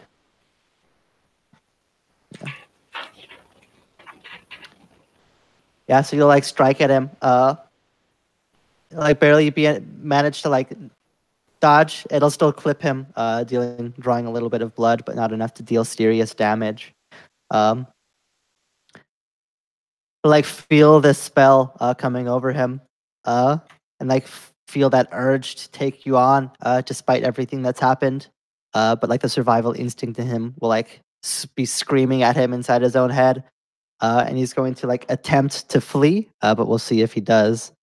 So he has to make a wisdom save anytime he tries to move away from you, which he will try to do, and get a 17 on the die actually.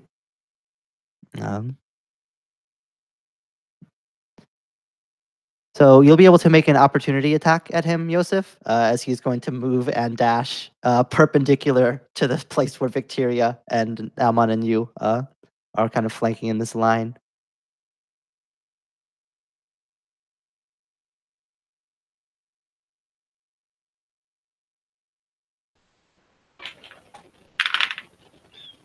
Yep, that's a 19.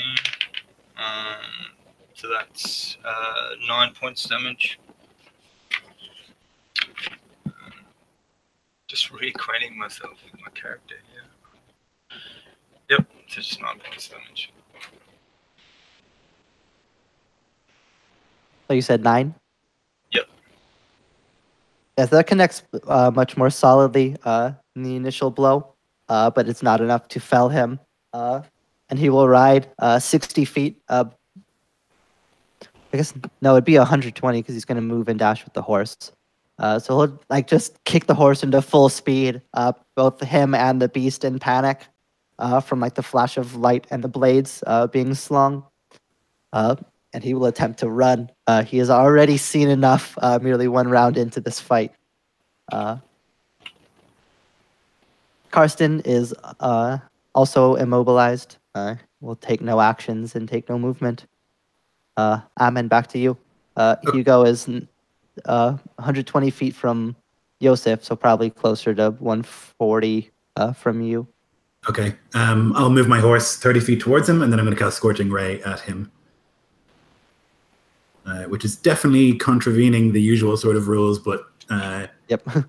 see if Yosef minds. Make sure he doesn't get away. So I make 3 attacks or 1 for each bolt. 19 on the die. 14 total for the second. And 16 plus 7 for the third. So was this at him or the horse? Actually, I'll put 1 at the horse and 2. I'll put the one that ended up being a 14 at the horse and the other 2 at him. So the one that goes for the horse is going to be 11, and then the 2 at him. Oh my! I mean 19 damage to him. All right, so that'll badly scorch the horse, but it'll actually be enough to kill Hugo. Excellent. Yeah, so Amon will begin like swirling his hands around, and maybe the song has a bit more of a guttural aspect than usual, and like flames will begin to surge around his hands, and then he'll just like point in the direction, and they'll just fly with amazing speed and accuracy.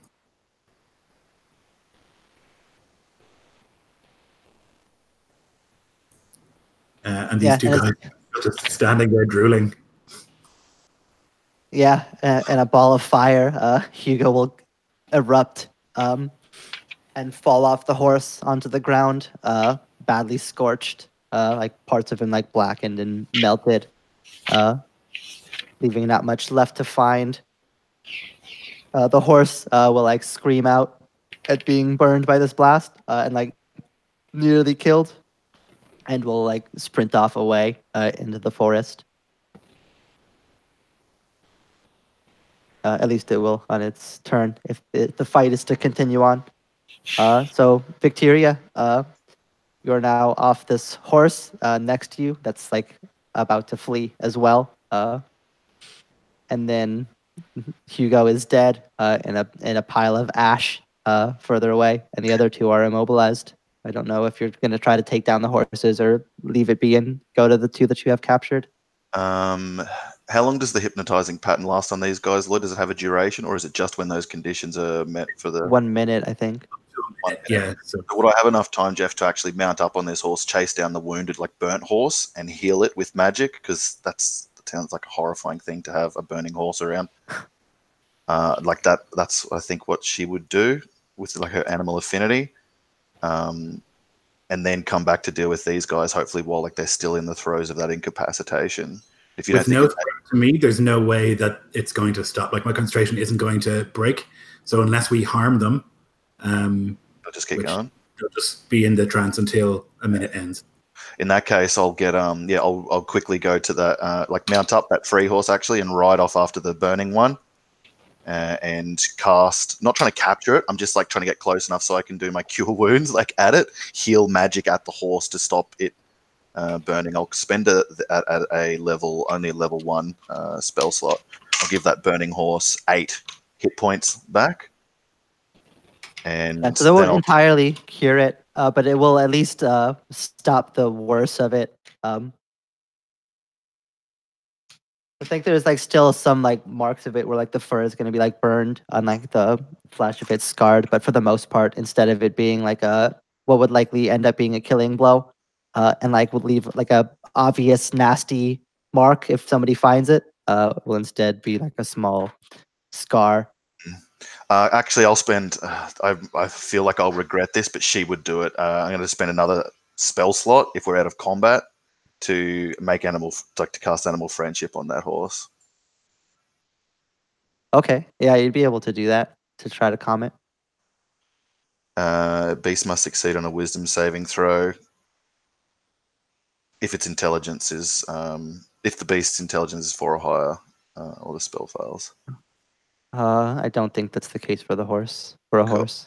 So I'll cast animal friendship on it, then dismount and speak in horse to the horse with my beast tongue as I approach, and spend another spell slot to heal it completely. Well, hopefully completely, for 7 healing points.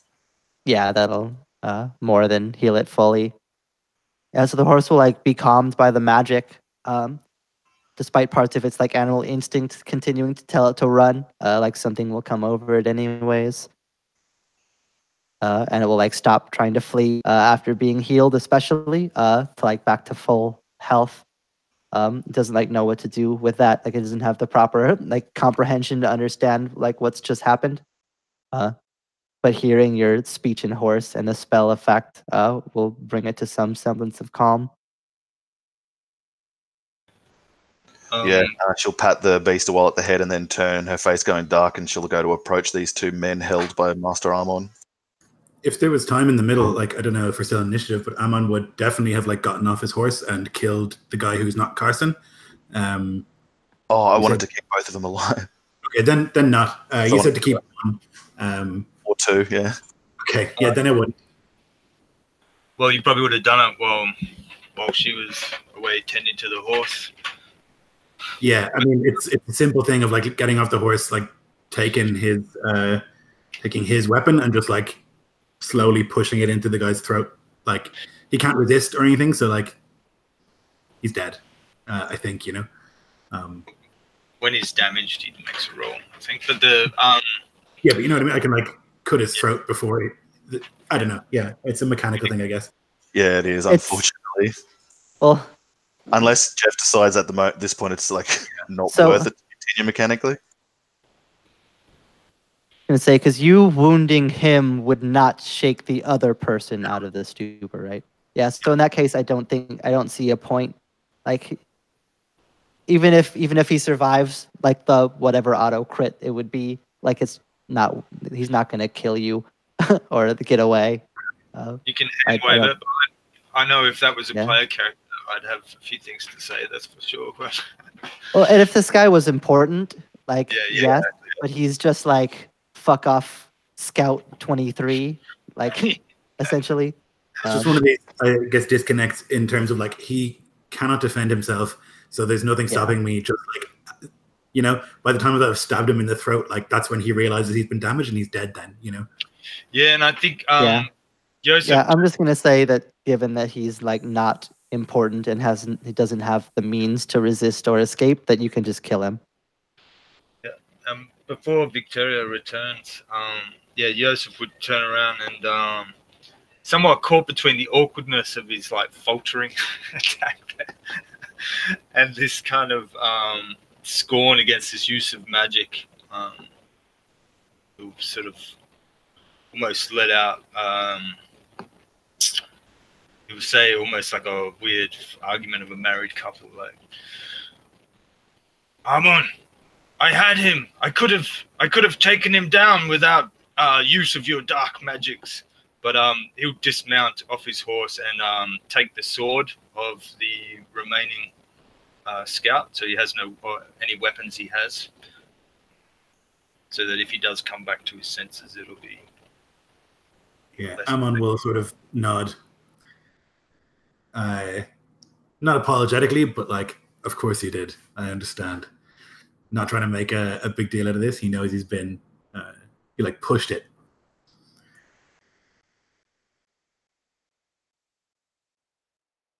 It looked like he was getting away, and we cannot afford one of them escaping.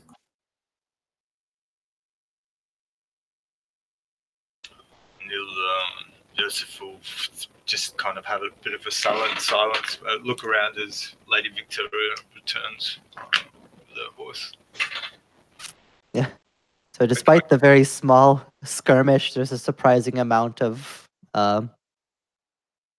damage that's been done here. Like the blood from Raph is just like covering the path, being split in half, just nowhere for it to go, but everywhere. And like the scarred, burnt remains of Hugo, and now the slit throat of Dietrich. And in a stupor still, Karsten will stand there, and the three of you can convene around him.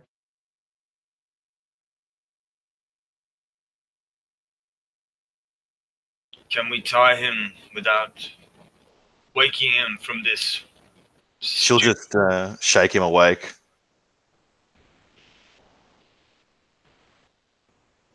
Right, I'll just stand by with a ready action, I guess. Me too. Here I am, you've found me. Yeah. For a moment, there's like nothing but just like utter shock and horror on the face of Karsten, as he's now able to like realize that the man next to him, Dietrich, is like the worst, like the best off of all his companions. That the other two are like severely maimed and utterly brutalized. And he like won't even speak. He'll just like keep his hands up and like fall into a shaking mess of horror at the sudden insanity that's befallen him. He doesn't know how to even comprehend what's happened yet.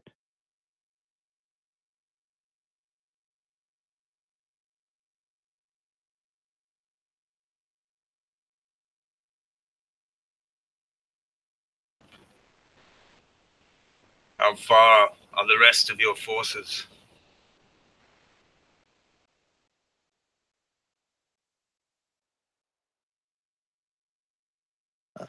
Like it'll take him a second to like be able to speak. Still trying to like comprehend the horrors that have befallen him. But after a short time, he'll just like shake his head. The next cluster would be an hour, maybe. We're spread out across. Who leads your band? And what are your orders now that you've found me?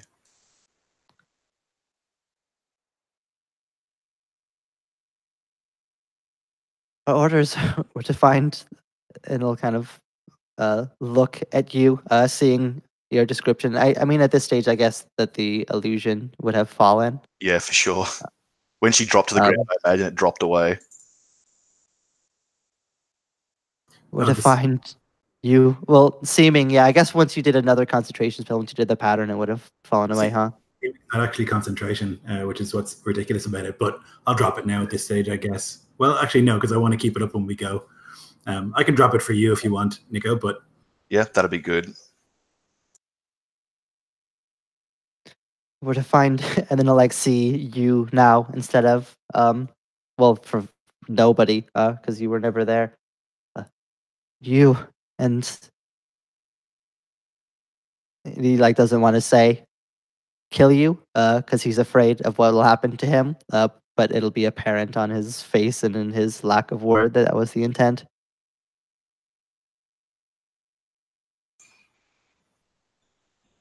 What did they tell you to make you attack Kaya Morn? What was the reason you marched?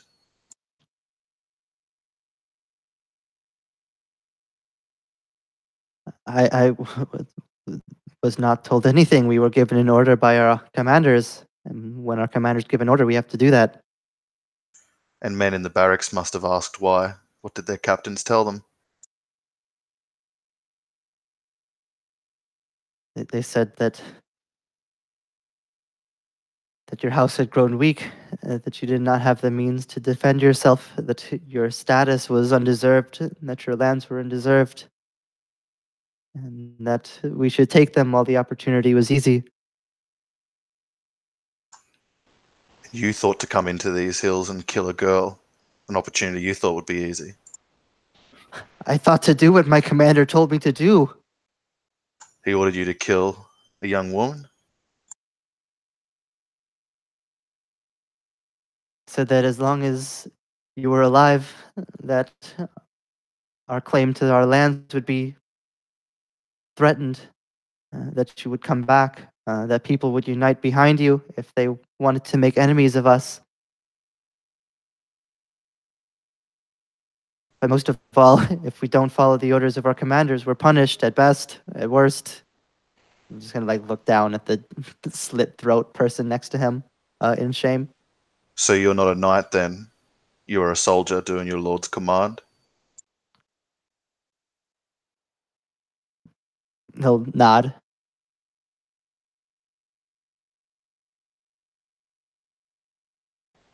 And No such is your man loyalty. of glory. You would Sorry, you go. compromise your honor just as a man to kill a woman? I would not compromise my life to disobey the orders that I'm given. Why would you serve such commands then? Why would you serve such a lord? But you have compromised your life.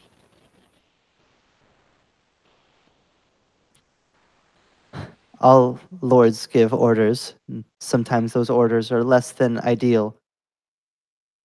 If any man were to refuse lords of his orders' command on nature of disagreeing with his command, there would be no men to serve and no lords, just people and chaos. If you're at the bottom of the ladder, you do what you're told or you suffer. Would you Some of testify? us don't have. Would you There you go. testify this at the oratory that you were sent to murder me by House Tierra? I don't know what good that would do, but I'm in no position to refuse, it seems. After I do, what will you do with me? She looks away and says, "Did they tell you that an elf accompanied me? Yes. Yet you came only with 24 men with swords." Priority was information. Attack was only to be done if it seemed easy. So you were sent to kill a girl protected by an elf, and your fear of death from your lord compelled you to do that. We were sent to find the girl. The killing was only if killing was easy. The top priority was to find you, and if we could tell them that we found you, then that would be enough. But not capture, kill. Yes. Assassins then, my lady.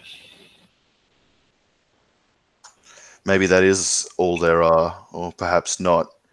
And she'll pull out her blade and put it into the man's hand. Okay. Go on then. I was going to say, and your elf. Where is your exemplar while your elf and your house works against other houses of the lineage of the Savior. He'll give you a look like when you like ask like a cashier at McDonald's to speak with like the president of the company. Like he just doesn't even know what you're talking about. Well, even the cashier should know a bit about the CEO. Maybe. Yeah, right. So you have no exemplar then. I don't know. I have no. I don't see her or them or what. I don't know. Yeah, I guess Yeah. I'll- After that, that's when Victoria will give him her blade and say, "Go on then. Here's your moment." He'll like look down at the sword in his hand and then like back up at you. What? Like he doesn't get it. I'm trying to take your measure to see if you really are the kind of man who'll kill a woman alone in the hills.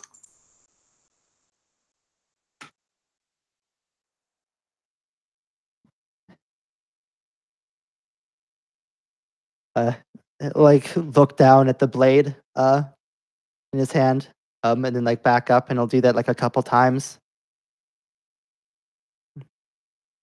And if I don't, what will you do to me? I might think you're worth more than assassination, skullduggery, and murder.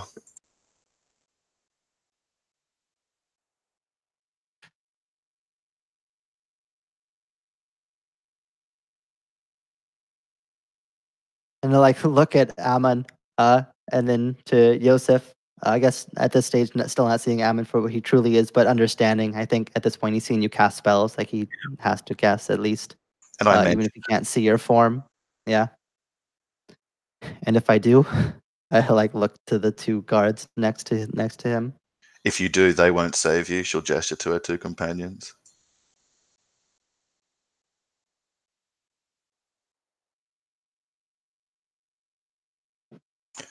You can go back to your commander, tell him that you failed of what happened here and what's to come, and see if you can make an assassin out of yourself in the future, a killer of women. Or you can turn aside from such a thing and join House Rivkin. Aspire to something greater than that. I'll never ask you to compromise yourself in such a way.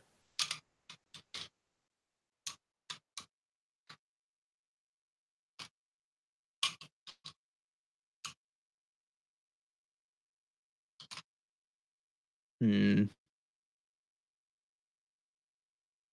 You roll me a percentile. Surely. 61. He'll like look down at the sword and then like back up and then at you and then like back again to the other two. Just like back and forth between everything. But then he'll eventually look and for a moment he'll like grasp the hilt of the sword tighter. But then it'll lessen and the sword will fall onto the ground from his hand.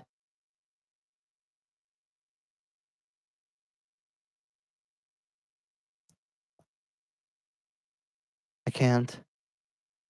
I don't know if it's out of respect for you or out of fear for what your two companions would do to me if I did.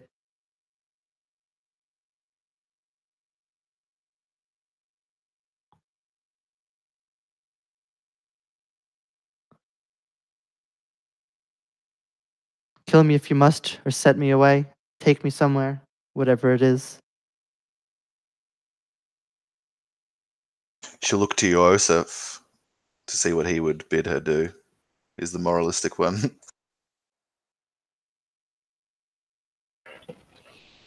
He has confessed to following orders to assassinate, to murder. What would you have of him, Yosef?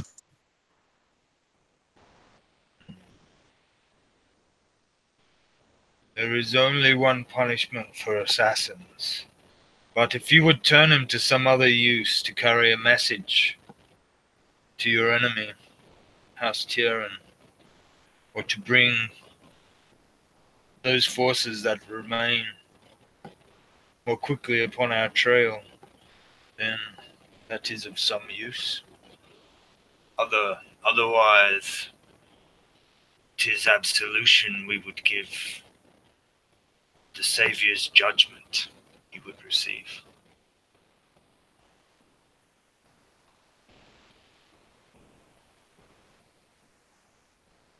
What's your name?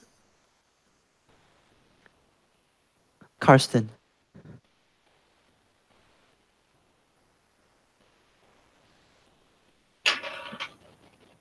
We should kill him, lady. She gives a look which says she's thinking the same. Absolution sounds like execution. How can we ever trust this man? Mm. All right. Yeah, passing his Templar's staff into his right hand. He'll reach forward and smack it against his forehead, and just to totally reveal our position, I think he'll cast Thunderous Smite as well. So let me just see if that hits. 19.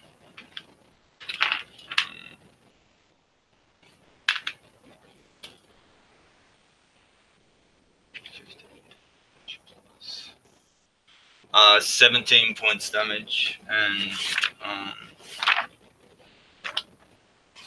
If the goal is to kill him, then you can just kill him. all right, we'll just kill him. I'll do it with a Thunderous Yeah. Smite, which will his body will explode backwards like 10 feet away, ringing through the woods. It's audible within 300 feet. It's just a pronouncement of judgment. Anything possibly revealing our position. Yeah, the single blow will like strike him and like send him flying back, and he won't be there to stand back up on the other end of it.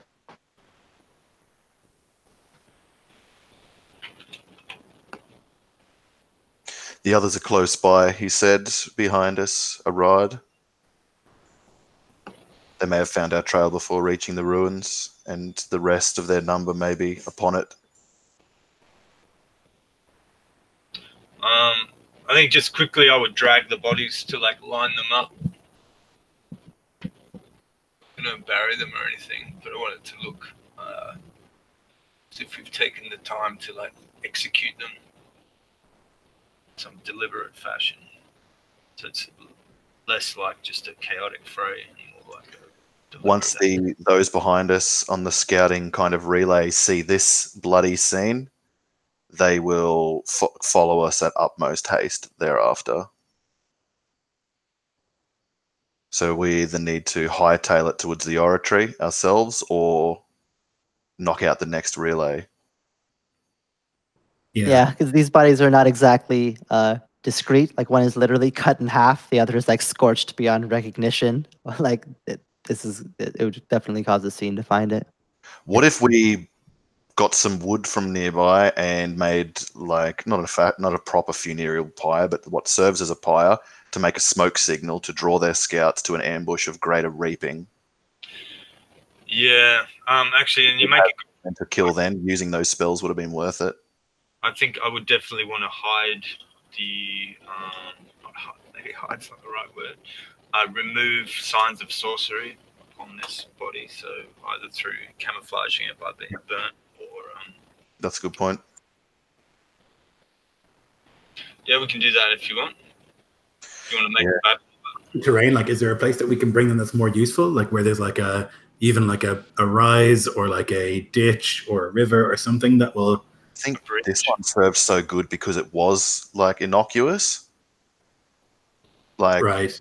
Terrain, it wasn't what gave us the edge here. Like I think it was the seaming and our positioning. Yeah. You know, like that was. I think that worked great because it lures them in because they're not like, oh, you know, there's rocks up on either side of this. They would be wary. Like it might just be like open, harmless-looking terrain that's the most dangerous if we use our magic. If they come against us, though, potentially with 21 people, we really want to like a choke point. No, he said the next cluster was back on the relay, so I imagine they're 4+ as well as this group. You know, he would have said the the main force is the next behind us or something like that. If it was the remaining number. Yeah. So you would get the sense from what he said that they're basically, like what Nico said, that they're kind of scattered about. They like would convene regularly at some point to like exchange news of what they've seen, but for the most part they're fanned out.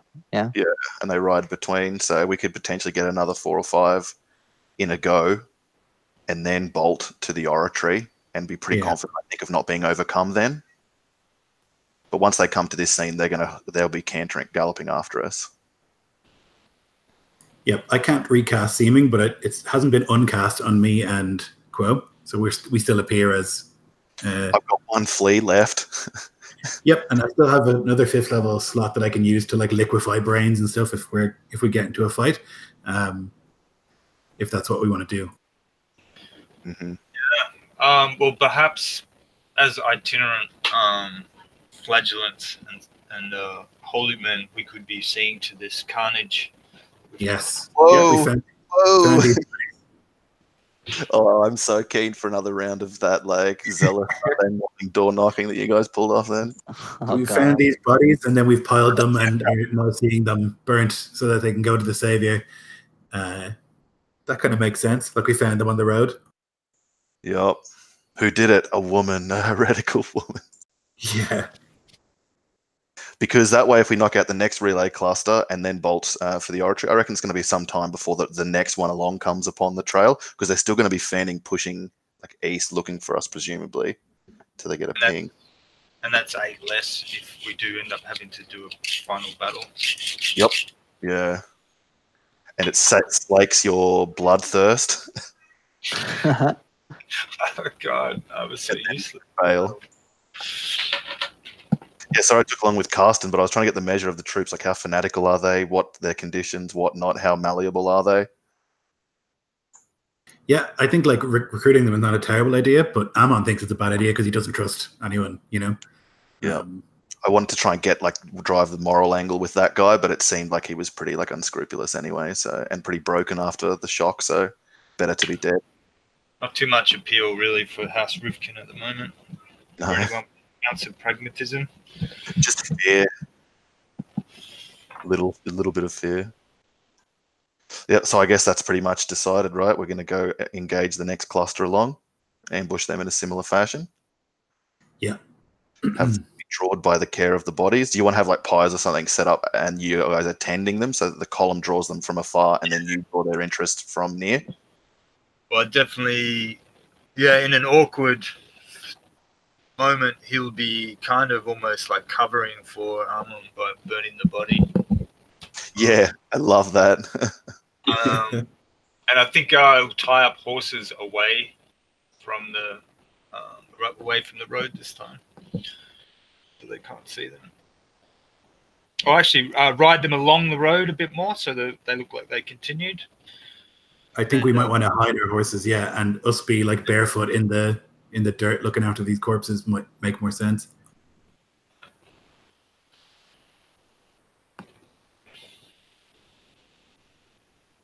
This might be like a literal lather rinse repeat of the previous encounter because like. Yeah, I was going to turn into a flea and go up. Not a is very effective. I have it like many times. So I don't know. It might just be like a literal repeat of what we just did.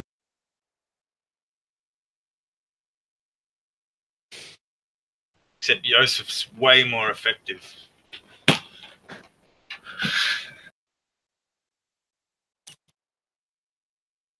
All right, so I guess just to make sure that I'm understood. So you guys are going to build like a small makeshift pyre to burn all the bodies on it and use like the smoke to draw the attention of whatever the nearest scout party would be. And then I'll come across a similar scene, but much more grisly than the first. Yeah, so myself and Yosef would be appearing as like repentant travelers, looking after these bodies and seeing them off to the savior.